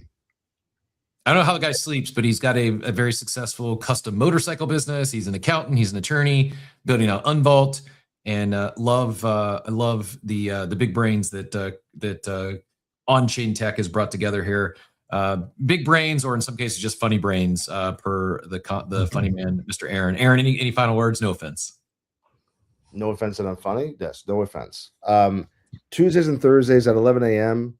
Pacific time, because we're not monsters, Cap. We have our space, our Unvault space, the Unvault profiles up on stage. Come join Ernest and I. You have any other questions? You want to hang out, get to know us, get us to know you. Come and get the alpha, and I'll give you an alpha hint for something that we haven't announced. We've announced it in our space, but we haven't announced it fully publicly yet. But I'll say this: if you use an in-home cleaning service, you definitely have to use the Marian Maid service. It's the best. That's a hint. Even Ernest doesn't get it, but it does make sense. I had no idea. I don't get it at all, and I'm very intrigued. I have no idea where this is going or what this connection is, but He's gonna clean it up for legal though. Yeah. I have no idea whatsoever. That's legal. We'll tell people on the space tomorrow, and also we There you told go. people on the space yesterday. You also teased a new chain in test mode that I think I'm tracking. I think I'm tracking now. The Mary Maid, maybe. Yep. Yeah. Tune into the space tomorrow for more. We're not going to get all the alpha pride out of them today, but I think Cap got it. Don't tell anybody, Cap, but I think you got it. Perfect. I still don't quite get the connection, but Hizzy with the assist for making the connection. I think I connected. But yeah, hit the space tomorrow. If you need any tax help, hit up Ernest, and these gentlemen will be back with us next Wednesday. Looking forward to it. Thanks, guys. Hey, we are going to do a quick coffee break, and then we got Spike, the founder and creative director at Persona, joining us here on the other side of this break. We're going to be talking about records. Speaking of doing new things, innovating on chain. We often, if you're new here, if you just found Coffee with Captain, we do go live every Monday through Friday at 8 a.m. Eastern time, often the first hour of the day. We talk about trending topics, news of the day, market update. And then around 9 o'clock, we're occasionally fortunate to be joined by special guests, subject matter experts, leading teams, founders in the space. It's rare, but today we get not one, not two, but three great builders in the space, doing new things, experimenting on chain, pushing the space forward. And as I said earlier, I've seen records. I've seen a lot of talk about it on the timeline, have not done the deep dive yet. So excited to ask some questions with all of you once we bring Spike in here. We'll be right back after this break. Don't go anywhere. And while you're waiting, maybe give the space. We got a couple hundred of you in here. Appreciate all the love in the space. If you've not yet reposted it, even a like, a comment, a bookmark goes a long way for helping with discoverability. Would love to hear. Would love to even share what Spike and team are building with records to even more people out there. So yeah, give us some love, and we'll be right back.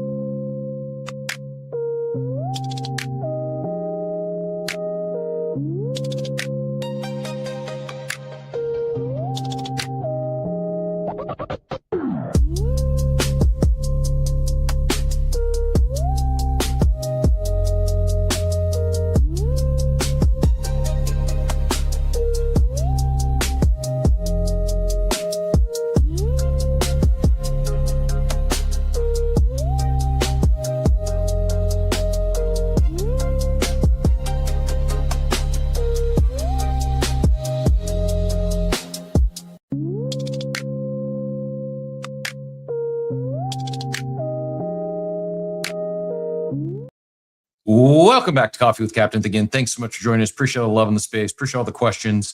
If you haven't yet, go bookmark that pin post up top with the Joey, the vacuum cleaner story. It is an all-time classic. That said, without further ado, I want to bring Spike on the stage here. Spike, GM, appreciate your patience. Welcome. Excited to talk records. You've kind of taken over the timeline. I've seen, I don't even know how many mentions. It's probably, I don't know, the last several months, it's maybe the thing I've seen talked about most that wasn't a paid promotion. I've seen all the Higgsfield AI paid promotions, but you've got a lot of excitement, a lot of communities genuinely excited about records. And I saw the headlines. I have an idea. I know it's, it's AI related, but just full disclosure, that's kind of the extent. I'm kind of coming in.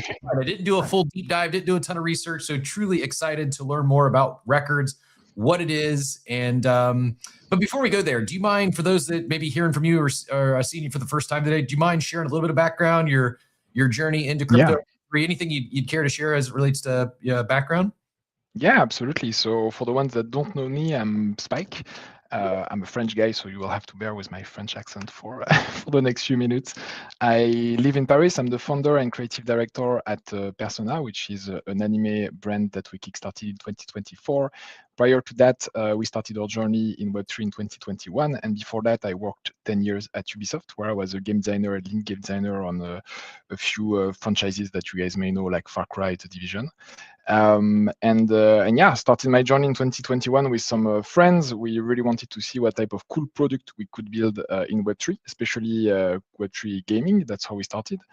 And then in 2024, we did a pretty big pivot because we started thinking of Persona and wanted to build that mainly as an IP. So we really focused on that since then.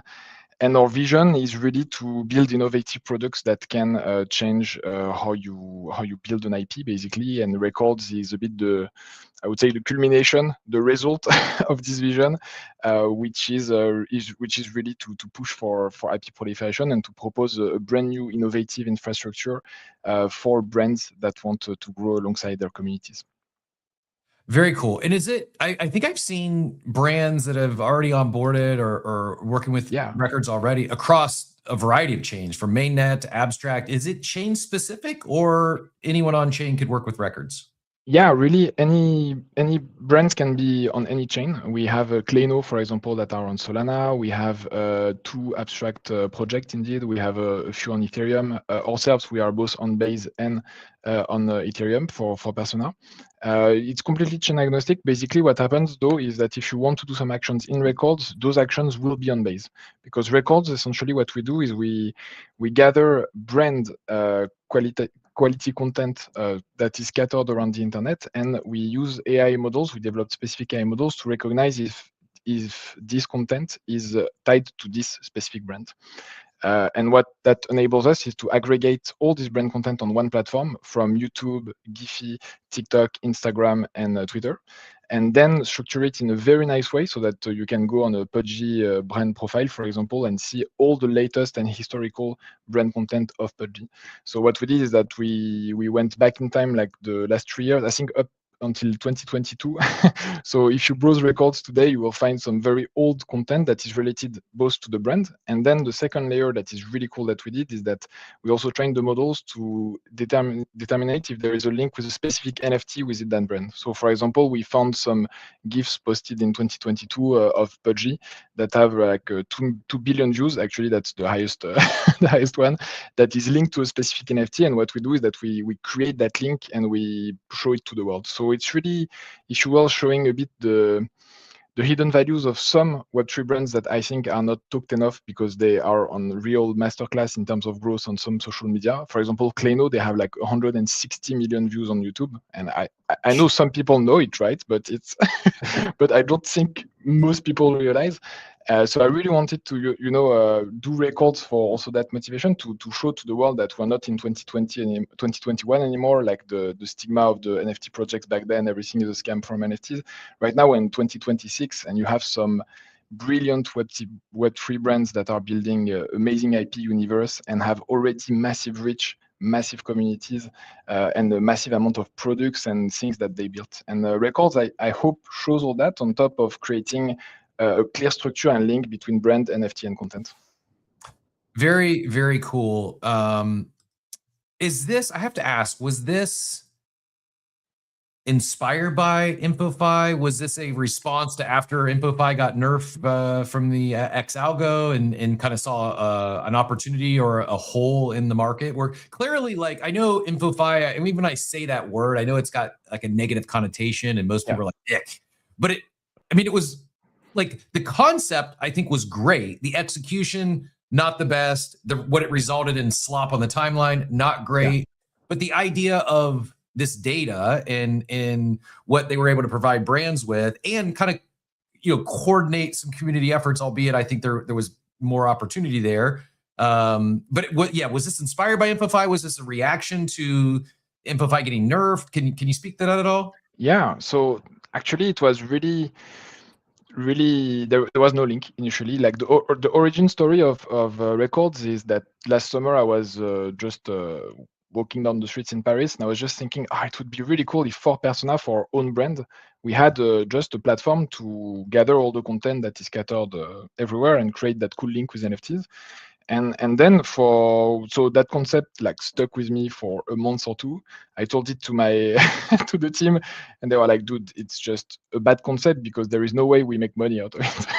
So we spent like 1 month, 2 months thinking, okay, that's a cool infra that we definitely see the value for our brand, but if we bring it for other brands, like, okay, what can be the business model and how can we scale that thing? And that's where we started thinking of, okay, what could it be? Initially, it was even a marketplace. And funny story, I know you're very friend with with Steve Bark, for example. We started chatting with him and with other guys from Reach, just to understand a bit. Like, we presented the concept and told them, okay, we want to do this, potentially a marketplace, and potentially even like our own blockchain, basically. That's how crazy we were last summer. And then after toying with it for a month or two, we're like, our own marketplace makes no sense because our infrastructure is actually a very good add-on to existing marketplace. So we want our data to be shown in marketplaces, actually. So we want records when you browse a Pudgy that you can see very easily, like, okay, this Pudgy actually has, again, a GIF with 2 billion views attached to it, because we do feel that it increases the value of it. So then we eliminated the marketplace route. And then we thought, you know what, there is a good opportunity, since our core concept is to regroup quality brand content, to just enable. Yeah, that's really good because you have the Pudgy mascots. So it's something we do. I'm sorry, I'm going to take a segue because it's on screen. But something really cool. Didn't mean to distract you. No worries. I love to see it.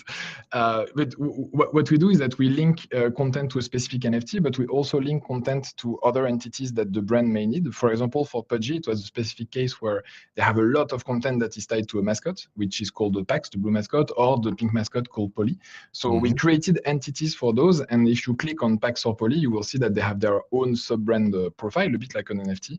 And you can see all the content really tied to specifically that mascot.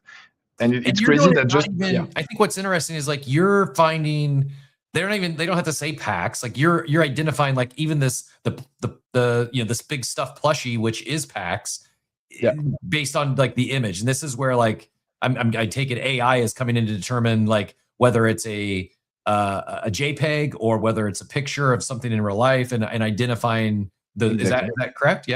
Yeah, it's entirely correct. So we trained one AI model per brand, basically, to determine exactly that. And the mascot, we added it to our training data set, exactly like the other NFTs, to determine if it was specifically this entity. It's exactly that. Yeah. Pretty cool. So, and I apologize for the distraction there. I'm jumping back and forth. I rapid fire. I may fire off some random questions, but I don't want to. Feel free to take it back. I want to make sure you cover anything you wanted to share. My first question that popped into my head is, I see you have 10 brands at launch. What is, like, what does that look like from a brand standpoint? If one of these brands wants to, if someone's listening in and they've got, I see Poppy out there with Quirkies. If he wants to get Quirkies on records, what does that entail? Is it a fee for the brands? Do they, like, what is that? I guess, what's the business model for records? And then for those that are interested, is it the DMU? Is there a submit on the website? What does that look like for someone that wants to get started with y'all?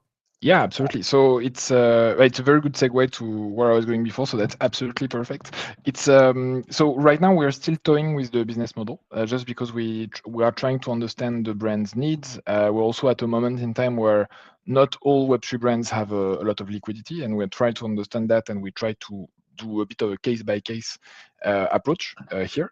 The idea we have mostly will be to run the business model through the campaigns that we are going to launch. I think it's the second icon, but right now it's a bit empty because it's just a teaser, which is our twist on InfoFi. To do a segue with what you were mentioning with InfoFi, when we went down the rabbit hole, what we understood is, okay, we have a lot of really good brand content. Why not use this infrastructure to let brands run campaigns, but this time instead of slop, as you said, that is coming a lot from InfoFi. Here we allow, with our infrastructure, for brands to push for quality content. And a lot of the Web3 brands we work with, their content is very visual, so they care a bit less about mention of their token that does some views. They actually want some pieces of content that will help their IP grow. A record, just for people to understand, it's a piece of content that is visual. It's not necessarily an artwork. An artwork can be a record that a brand rates very highly, but it can also be, for example, a very well done tutorial on YouTube explaining how to join your community. Some pieces of content like that the brand sees as valuable for their growth, basically. And again, the twist we have on InfoFi on top of that is that we operate from the get-go on all the socials where where those brands want to be, which is kind of cool because they can launch a campaign, for example, just on TikTok. It's something we want to do for Persona. We suck on TikTok. Like, we are very good on Giphy, for example. We have like 1 billion views, but on TikTok we are terrible. So we do want to use a campaign on records with a prize pool to invite creators to create cool quality content around our brand, and get a lot of metrics out of it specifically for TikTok. But if brands want also to launch a campaign on all socials, they can. If they want to focus on a strategy on YouTube, asking for a specific type of content, they also can. So that's how it will be. And what we do as a business model, sorry, I'm taking way too long to explain that. We basically take a share of those campaign price pools. So that's what we want to have the most. We might also ask for like a flat fee integration and some things. That's really on a brand-to-brand basis. So on that part, I wouldn't be able to give you like an exact number. But we are willing to discuss and to work with any brand that would like to be in a record. And we hope that we can get the ball rolling with the campaigns mostly, so that it's very valuable for brands. We take a bit of a share on it, and everybody's happy, basically. Awesome. No apologies at all. No sorries. I appreciate the explanation and what you're building. Like, this is exciting. I think feeling a real need, and I can see a lot of brands being really excited about this. The one thing that it's kind of obvious, but I have to at least mention or call more attention to circle back to is that it's not just X, that it's not just crypto Twitter. And there's a lot of brands that many of these that you're already working with, and maybe that was part of probably with intent to identify, to work with some of these, or, your first wave is ones that they have expanded beyond X. Like, maybe not, I don't know if any of them are great on all those platforms, but I think of, like, we're going to go Diego here, let Diego get in with a quick question.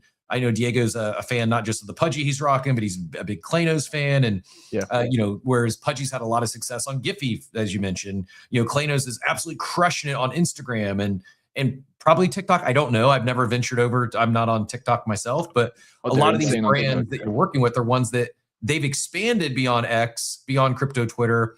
But I don't know as if they get nearly enough credit for the success they're having on these other social platforms from crypto Twitter specifically. It's like they're doing a great job of expanding their IP, of getting their brand out there. They have oftentimes, a short or a video will go viral, and no one even talks about it here because they don't see it. It's out of sight, out of mind. And I think this is where I don't want to say this is what the first generation or this is what InfoFi missed, but there was always a lot of talk. Oh, we're going to go beyond X, and I don't know if we ever really saw it happen. And I do think this is a really big deal. Diego, do you have a question for Spike? Hi, Diego. GM. Hey, Cap. Can you hear me? You got you. Yep, GM. Hey, GM Cap. Thanks for bringing me up. Hello, Spike. I took the liberty to pin my post where I found, thanks to Record, all the content that I have been created since 2 years ago, or mostly, with Clinosaurs. But I have a doubt for Spike. When I was browsing the Records platform, I saw some content where I share it different dinosaurs. I hold different dinosaurs, but sometimes the token ID mismatch with the content. How we can fix this? Should we open a ticket on Discord or something like that? Yeah, we're actually in the process of improving that so that you can just suggest a change and those get reviewed. Right now, actually, the hidden face of records is that each brand can individually do that for their own records, basically. So typically, Kleino can do it for Kleino, and of course, as a team, we can also curate a bit for all brands. That's the little issue with AI, is that we have a hit rate that is between 80% of 90%, but we will still we will still make some mistakes, and that's why we want to add a very easy way where we can say, I think this should be this ID instead. We review it in 1 second, and then it gets changed. Basically, we're already going to add that for records attached to your own NFTs. As I speak during this space and have fun, there are people doing it. So, so we have that incoming like very shortly. And yeah, you will be also able to make suggestions to correct the IDs. Okay, thank you, Spike. And the last question, a quick one. I saw the project is also included on the records platform, but only the Big Penguins collection. Do you have an estimated time to when are you gonna add the little pudges? It's a very good question because we do want to add them absolutely. We need to reach out a bit with the Pudgy team since it was still the V1 we started with the main collection. And there are a few little Pudgies, but yeah, we're chatting with them. It's a matter of priority because we had a lot of brands reaching out since yesterday, which we can't complain about because we want to add as many brands as possible on record. So now we're trying to chat with everyone just to prioritize what we add to the platform. But yeah, little pudges will absolutely just for the sole fact that it's very annoying not to have them, because when you don't, since we don't have some AI models for little pudges, and you have some pudgy holders that post both about the OGs and the little pudges, it makes our life a bit difficult sometimes. So just for that reason, I want to I want to add them. But in any case, we've been talking with their team, with Berko, with Shiv and everyone, and we were very tight with them, and we absolutely do want to also support them. So they will come like 100%. We just need to sort out the timeline, basically. Thank you, Spike. Thank you, Kat. Thank you so much for checking the platform and for the feedback and everything. Yeah, Diego, appreciate you coming up. Great questions, and yeah, this is, I mean, not just saying this to glaze Spike because he's on the show, but we talk about like building in public and like this. It gets me excited because this gives me 2021 vibes, right? It's like you're building something new. It's innovative. It's something that we haven't seen before on chain, but yet also taking in elements that are outside crypto Twitter, and then simultaneously you got someone who's an early tester, early user of the platform, who's part of these collections, and they're giving feedback in real time. You're taking the feedback. You got people working on it, while you're here live on the show. It's like just this. I think people want to talk about floor prices or the state of the market or macro stuff, and well, yes, I guess all that stuff's important. I think people forget sometimes like this, and I don't know how to exactly describe this. Like building in public doesn't really do it justice, but just so many builders, and even those that are not even, they may not consider themselves a builder, but they're an active participant.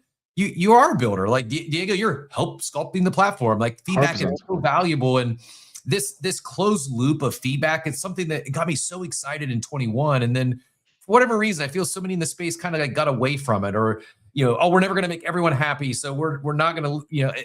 I don't know exactly where it kind of went awry, but it does. It really, I feel like it's coming back. And when I say NFTs are back, I don't mean the mania is back, but I do. I think like NFTs 2.0, this second phase of NFTs, and it's seeing something like Persona, like you said, started as as an IP, and build, and you get an idea, and you're, instead of leaving the space and going and building something and going the AI route, you're doubling down on the space. You're building with the people that are here, and appreciate that. Appreciate you pushing the space forward. Appreciate you not bailing on us.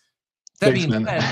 said, do you fast forward a year? Do you envision will records will your client base just be these NFT PFP collections? Will it be mostly crypto natives? Do you foresee records expanding into working with other traditional Web2 companies? Like, do you like? I don't want to speak for you. I mean, I see this as you're building a solution that's could be valuable for far more than just the crypto natives. But do you see yourself like what does that look like a year from now in terms of who Records is working with? I mean, that's what you said is exactly our plan. We are going to add more Web3 brands, like 100%. We are starting there, mostly because it's the space we are in. And to answer you also, to bounce back on the point you mentioned initially, we had zero paid promotion or nothing for this launch, like really absolutely nothing. So everything was organic. And I think that's the power of building in Web3, the power of also building with other people. We had so much help from other brands, so much support also from big guys that we know in the space that supported us. And I think that type of stuff would only happen in Web3. So we started in Web3 and we were starting with Web3 brands. But at the same time, it's a concept that could absolutely work for Web2 brands. And our focus in the next few weeks will be to try to find a test case. So I'm using this stream also to do a shout out. If you guys know a Web2 brand that could potentially be a good fit, we're going to look for that on our end. Probably not a massive one. We want to start with something that could again be that test flight for Web2 brands. But we do feel that there is room there. It's a concept that, again, just makes a lot of sense. It's funny, but every time we talk to a brand, every time we talk to people, they're just like, yeah, it just makes sense. Like you regroup content. Yeah, you regroup content, you allow brands to curate it. It facilitates the life of pretty much everyone, from community members to brand owners and community managers.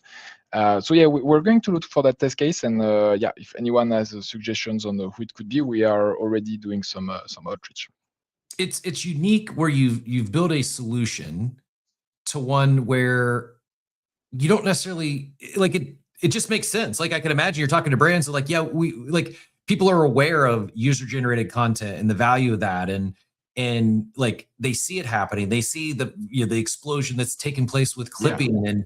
But yet there's not really been an infrastructure to support all this yet. And it just makes sense. I can see just clicking when you talk to these brands. And when you mentioned the organic support, it got like, I'm not even joking. I'm pretty sure I said it on the show that I said, I think this is all organic because the people I know that are talking about it, they're people I trust and respect. And if they have a paid promo, they usually disclaimer that it's a paid promo. One I saw was like Marianne, who, Records built a tool that lets you browse an NFT collection, see the content impressions around each NFT on social media, basically translates social media impressions into value. Views now mean something. Cartoon PFP influencers era.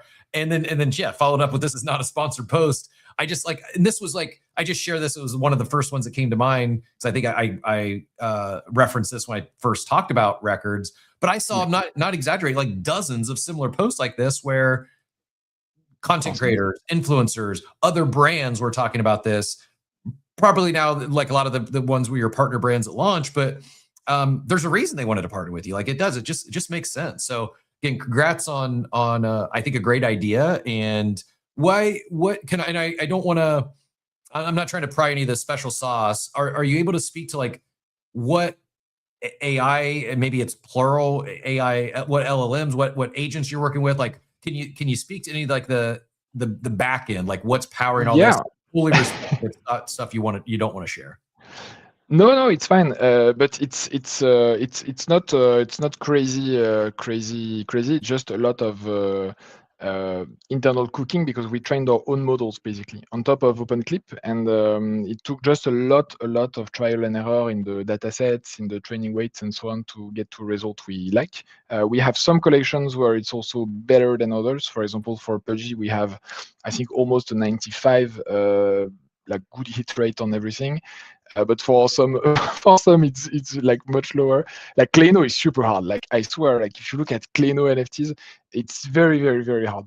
We actually retrain them with like the full body and a lot of things because it's kind of hard to sometimes differentiate from one to another, just because you need some patterns on the skin to correctly detect it.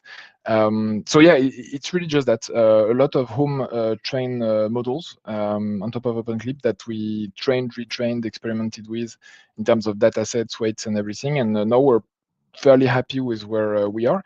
For us, it was quite kind of important also to have something a bit proprietary in that area, because how we want to evolve is to make it more and more and more automated so that we really have records as the home of quality brand content, basically, so that you can go on record and if you're looking for, you can look at a brand, you can look at their content, you can search in a dynamic fashion also that content.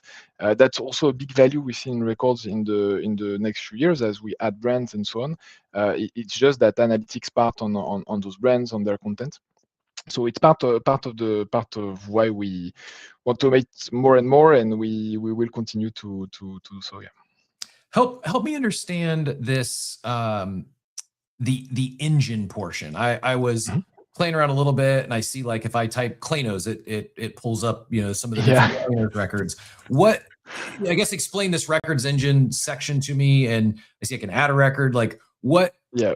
What? Give me an example. Like other than typing the brand, what might I ask the record engines about? Okay, so full transparency. The thing, the team kind of hates me for it because I ended up plugging it like maybe 5 days before we went live.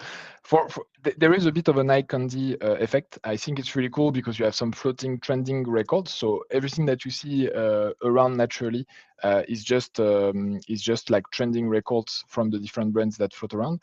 You can search, but it's kind of a lazy search. It's not yet as strong as I would like it to be. What I want to do is add a component where you can type, and it's not the case yet, so you will not see anything if you do that, but I would like for anyone to arrive and say like best content about like partying, for example, if you are looking for partying gifts, and I would like partying gifts from different brands to like pop in a nice fashion, to really allow people to dynamically and naturally search for content across those brands. So that will be the evolution of it. For now, you can just type an ID, you can type Kleno in quite a natural way, and it's still kind of cool. But the ultimate shape of this one will be really cool. And that's also part of what we want for.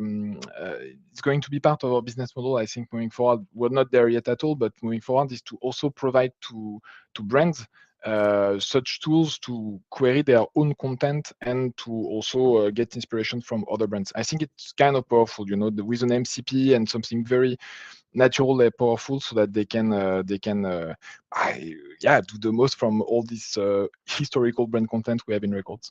Yep, it's funny you use that example. When the first thing I typed into that records was most viral Klanos post, which didn't turn anything today, to your point. But yeah, I see where you're heading with it, and if whether I'm a crypto native brand or others, like it's just I see the value in this for the brands and identifying what's being talked about, their community, and then also for others, like just from a creative standpoint, to get ideas. Yeah, you could do your own, I guess, your own search on every native platform, but to have a resource, have a spot to go to and get ideas for creative is that that's value in itself. Maybe not the primary reason to use records or the primary solution you're providing, but I can see a lot coming out of this now that it's becoming even already today, like what you've aggregated on there right now. I mean, it is pretty impressive to be able to drill down by not just by pudgy penguins, but to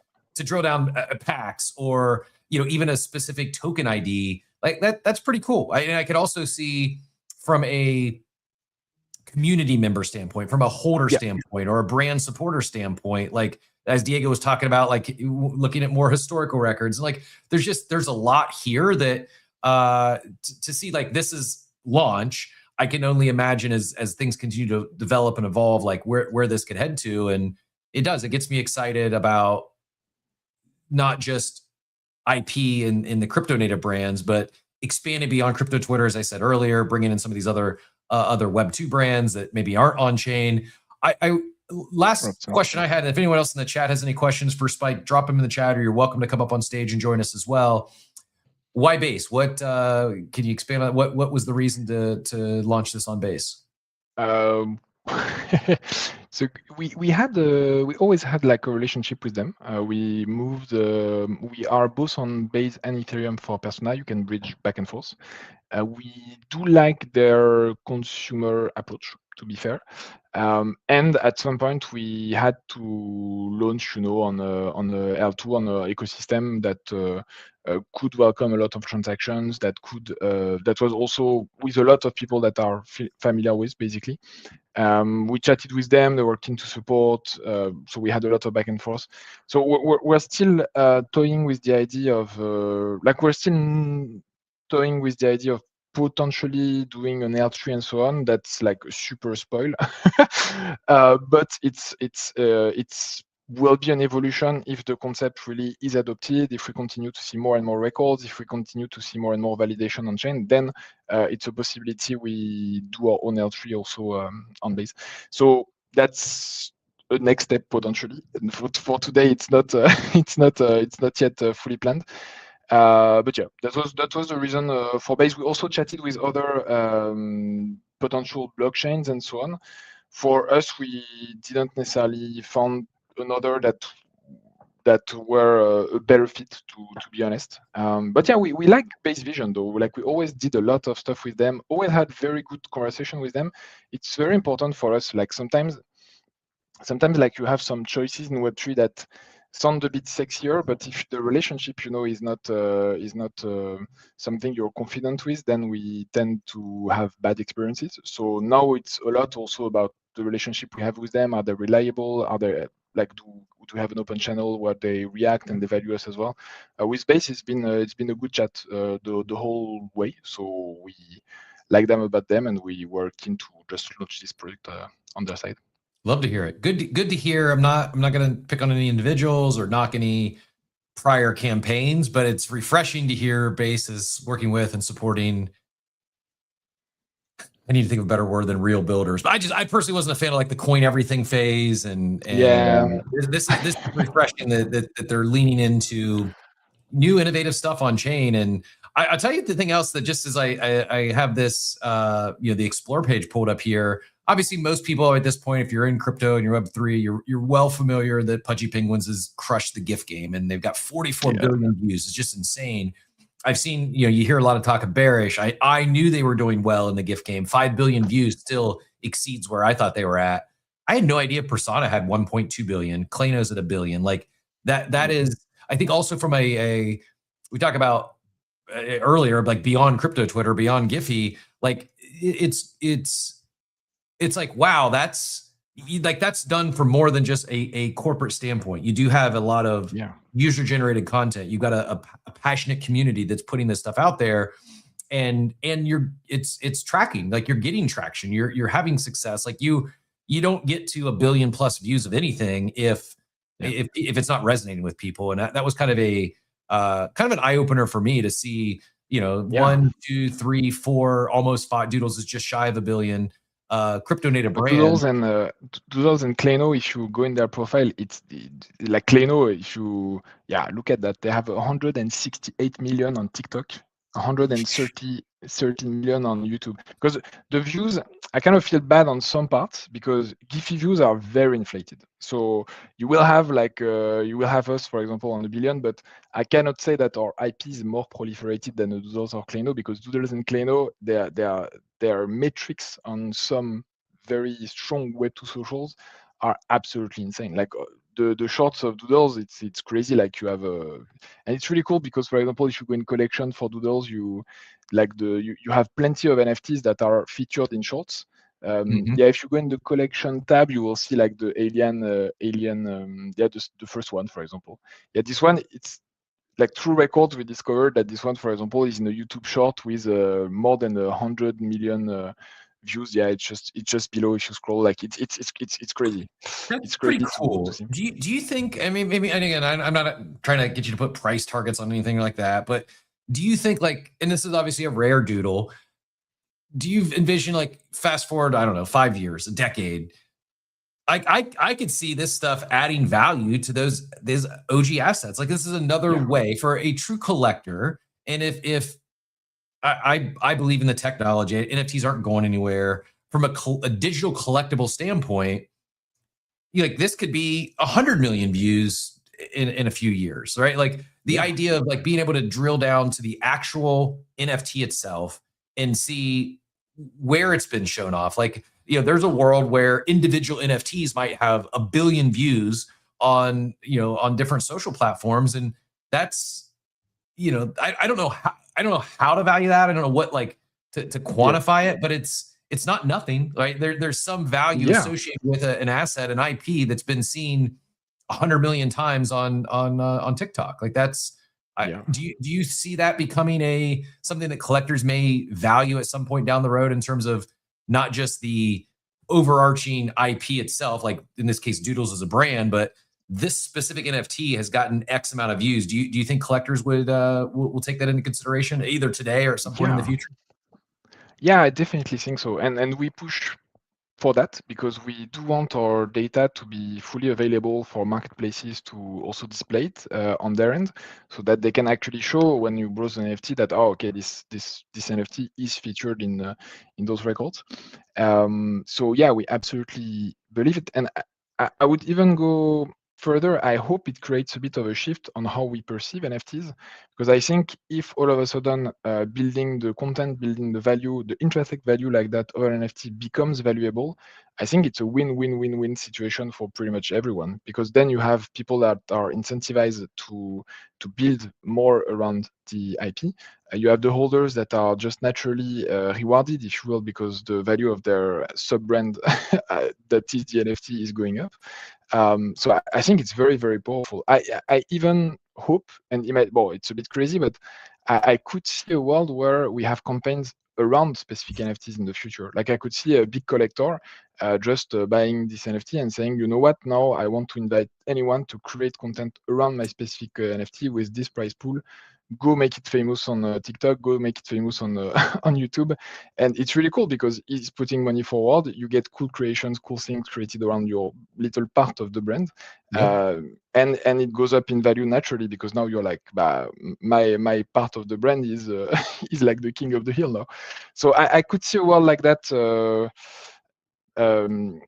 take form. I think it will take a bit of time to get the concept adopted, to move that needle, and we need to be also in more places for it to get there. But for me, it's one of the cool thing that could give an extra purpose to NFTs. I feel a bit. It was already there, right? We didn't necessarily invent anything, but with records, I hope that first we put some light on, okay, NFT IPs have been building like crazy, and we should like value that, not necessarily monetarily, but I think just at least realize that it's not a bad word anymore, NFTs, or that there are some Web3 IPs that are really, really cool.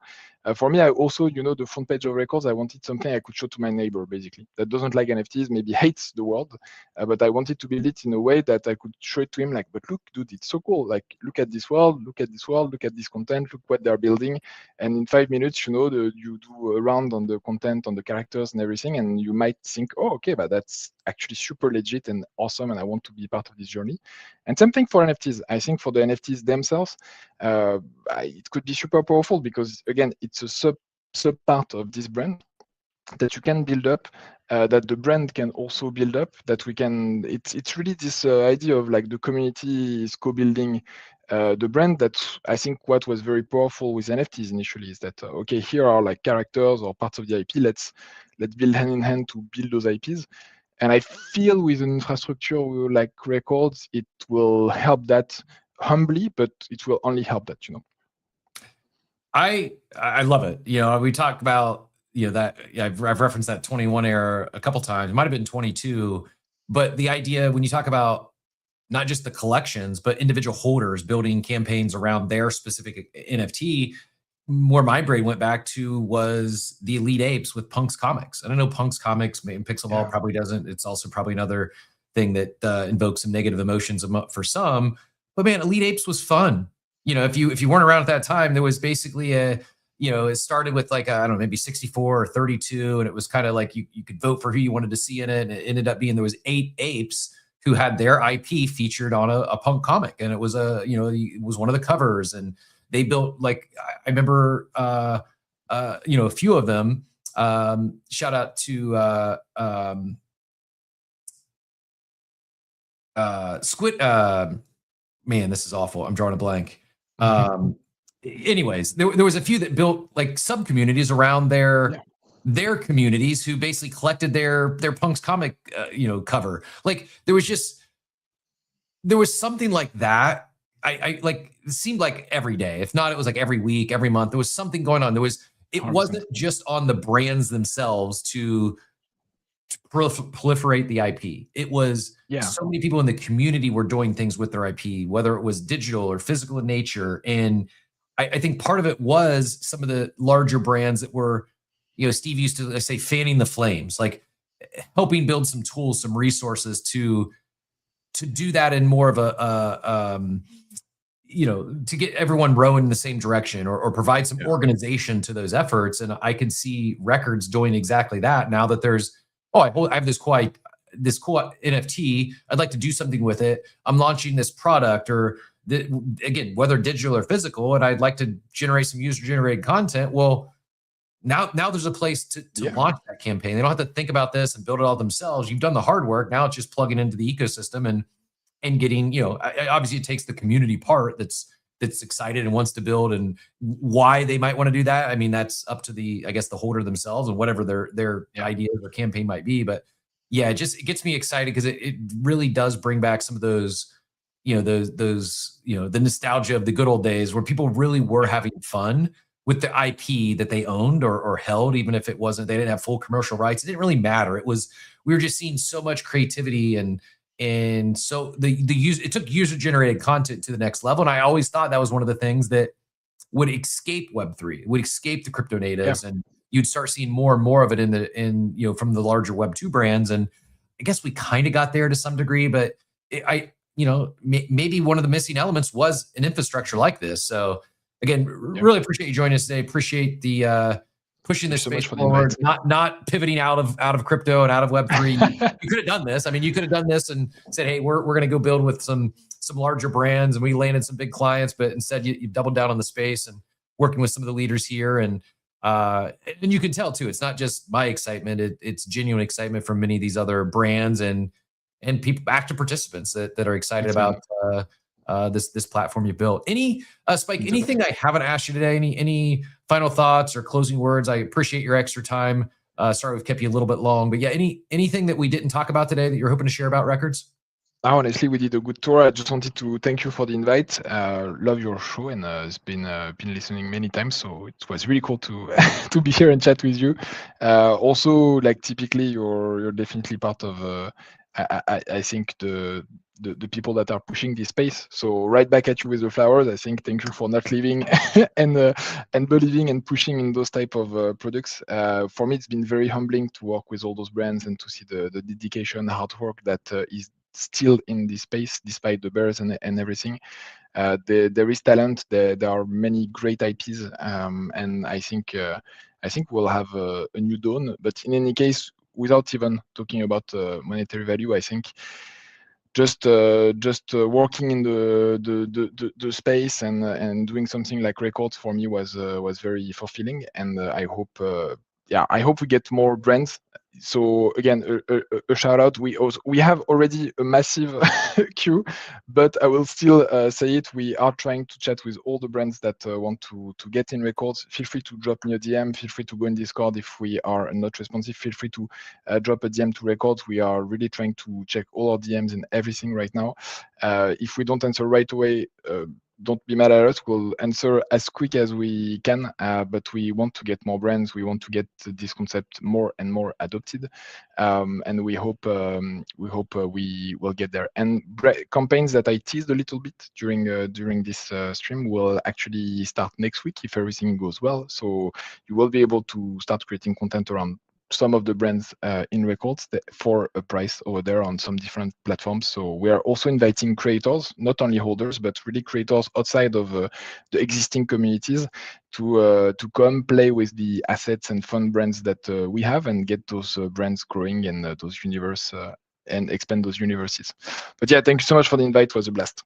My pleasure. Thank you so much for the time. Appreciate the kind words. And yeah, if you're listening in, and certainly if you're a team or on a team, and you'd like to participate in records, get your brand on records, go give Spike's accounts on the audio spaces. I've also pinned up top some posts from Spike personally, as well as the Records Network. It's Records_network for those that might be catching this on a podcast later. It's pinned up top, but again, Records_network on X. Go give that a follow. Go. There's a great explainer video. You can go give that some love and DM the account, reach out to Spike, jump in their Discord. And that goes for if you're an active community member, if you're a participant. And share it with the team that if you want to create content for someone, like I think this is you, and you're passionate about the IP, you're passionate about your NFT and user generated content, it would make sense to get them on records. So share it with the team, share that records video up top, and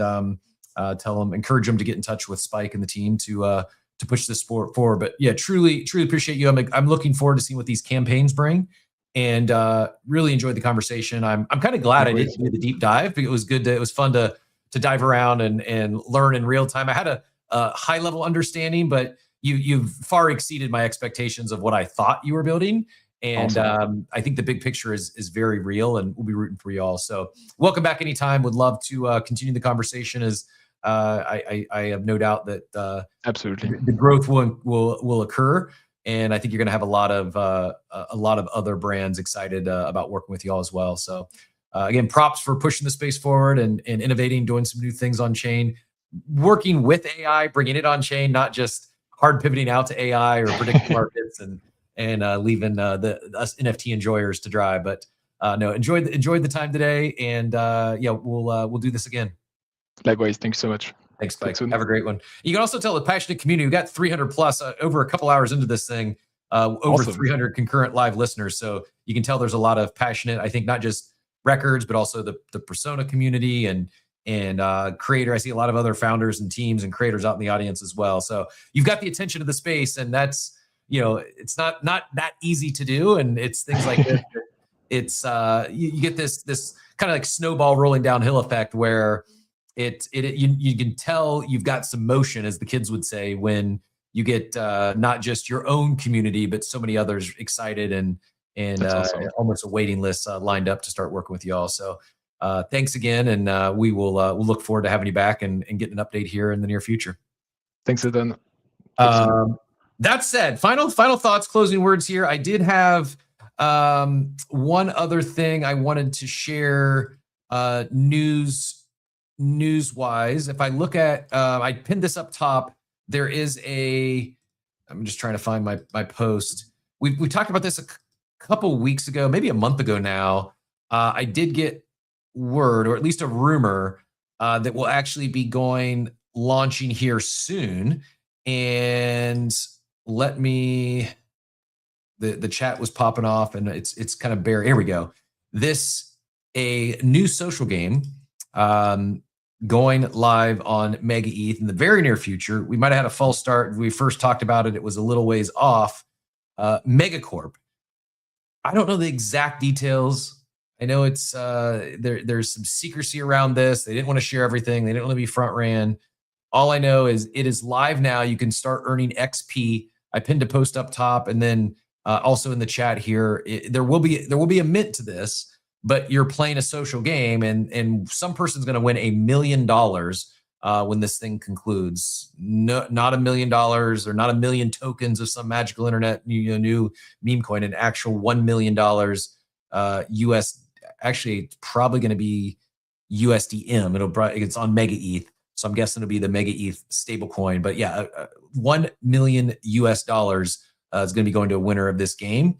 You can save 10% off. There is a limit on these codes. I think we have 100 discount codes. You can get 10% off the mint price. It is an affiliate link, so the Coffee with Captain account will get a little bit of love, a little bit of referral bonus for anyone that does use that. So it's you save 10%. We get a little bit as well off the mint. But I'm excited again. New things on chain.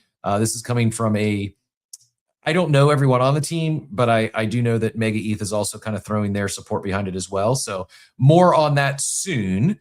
But if you wanted to get ahead of it before the actual mint goes live, you can start earning some XP by creating some content. Check it out. Again, I don't know all the details, but I think it's one worth paying attention to because you got a 7-figure prize. And in a market like this, where if you listen to Nikita, there's 2,000 active participants. I think he's exaggerating a little bit. There's more than 2,000 of us here, but good time to do a social game with $1 million prize when it's not a raging bull and you don't have the masses competing with you.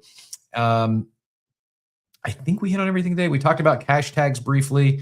We talked about tax day. Again, if you're waiting to the last minute, awaken.tax, use code coffee50 or return coffee50 to save $50 off your tax prep over there. That is a subscription. So it's not just for your tax filing. It's for the entire year. So for the rest of this year, you can get assistance. And I guess if you do it right, you can get assistance and you should have your, basically, if you use it throughout the course of the year, by this time next year, you're not scrambling. Rather, you've got good records at the end, December 31st for all of your transactions in 2026. So it can help you with your 2025 filing, as well as the subscription would get you through the rest of this year as well, and help you with your 2026 records as well. That said, enjoyed the show today. Appreciate everyone who joined us. Shout out to Spike and all the time he spent with us. Shout out to Ernest and Aaron. If you missed any of that, they have an Unvault space tomorrow. Again, that Inside the Vault is a sponsored segment. Spike Records did not pay us a dime to speak today. Just an effort to full transparency. I too am one of those authentic, just genuinely interested and curious about what they were building, and was grateful to have Spike join us and share in a little more detail today. Congrats again to my daughter in her district championship yesterday. Next game isn't until next Wednesday, but we'll keep you all updated on that. Quick testimonial. Depressive Hacks adds Awaken has the best portfolio conglomerator I've seen since Rally got acquired. Rally got acquired by OpenSea. So yeah, the best conglomerator aggregator. It'll take in all of your chains, and it's crypto tax software built by crypto natives, and it doesn't seem like Duca sleeps. Guy is shipping an update, is literally in the trenches, and very busy time of the year, as you might imagine. But shout out to Joey again, also for joining us and hooking our guy Dort up.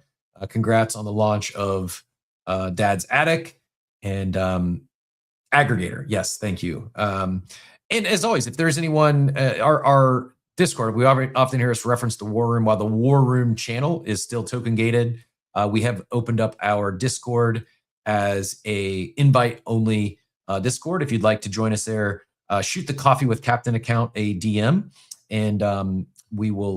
We're being very methodical about inviting individuals in there. And like I said, there are some channels that are open. Once you get the invite, that the War Room is still token gated. But if you're interested, I'll bring the Coffee with Captain account up on stage here in a second as we play it out. Just shoot it a DM, and we'll be happy to get you in there. With that being said, thank you all today. I know we ran a little long, but I really enjoyed the conversation. Not one, but two, actually three special guests today.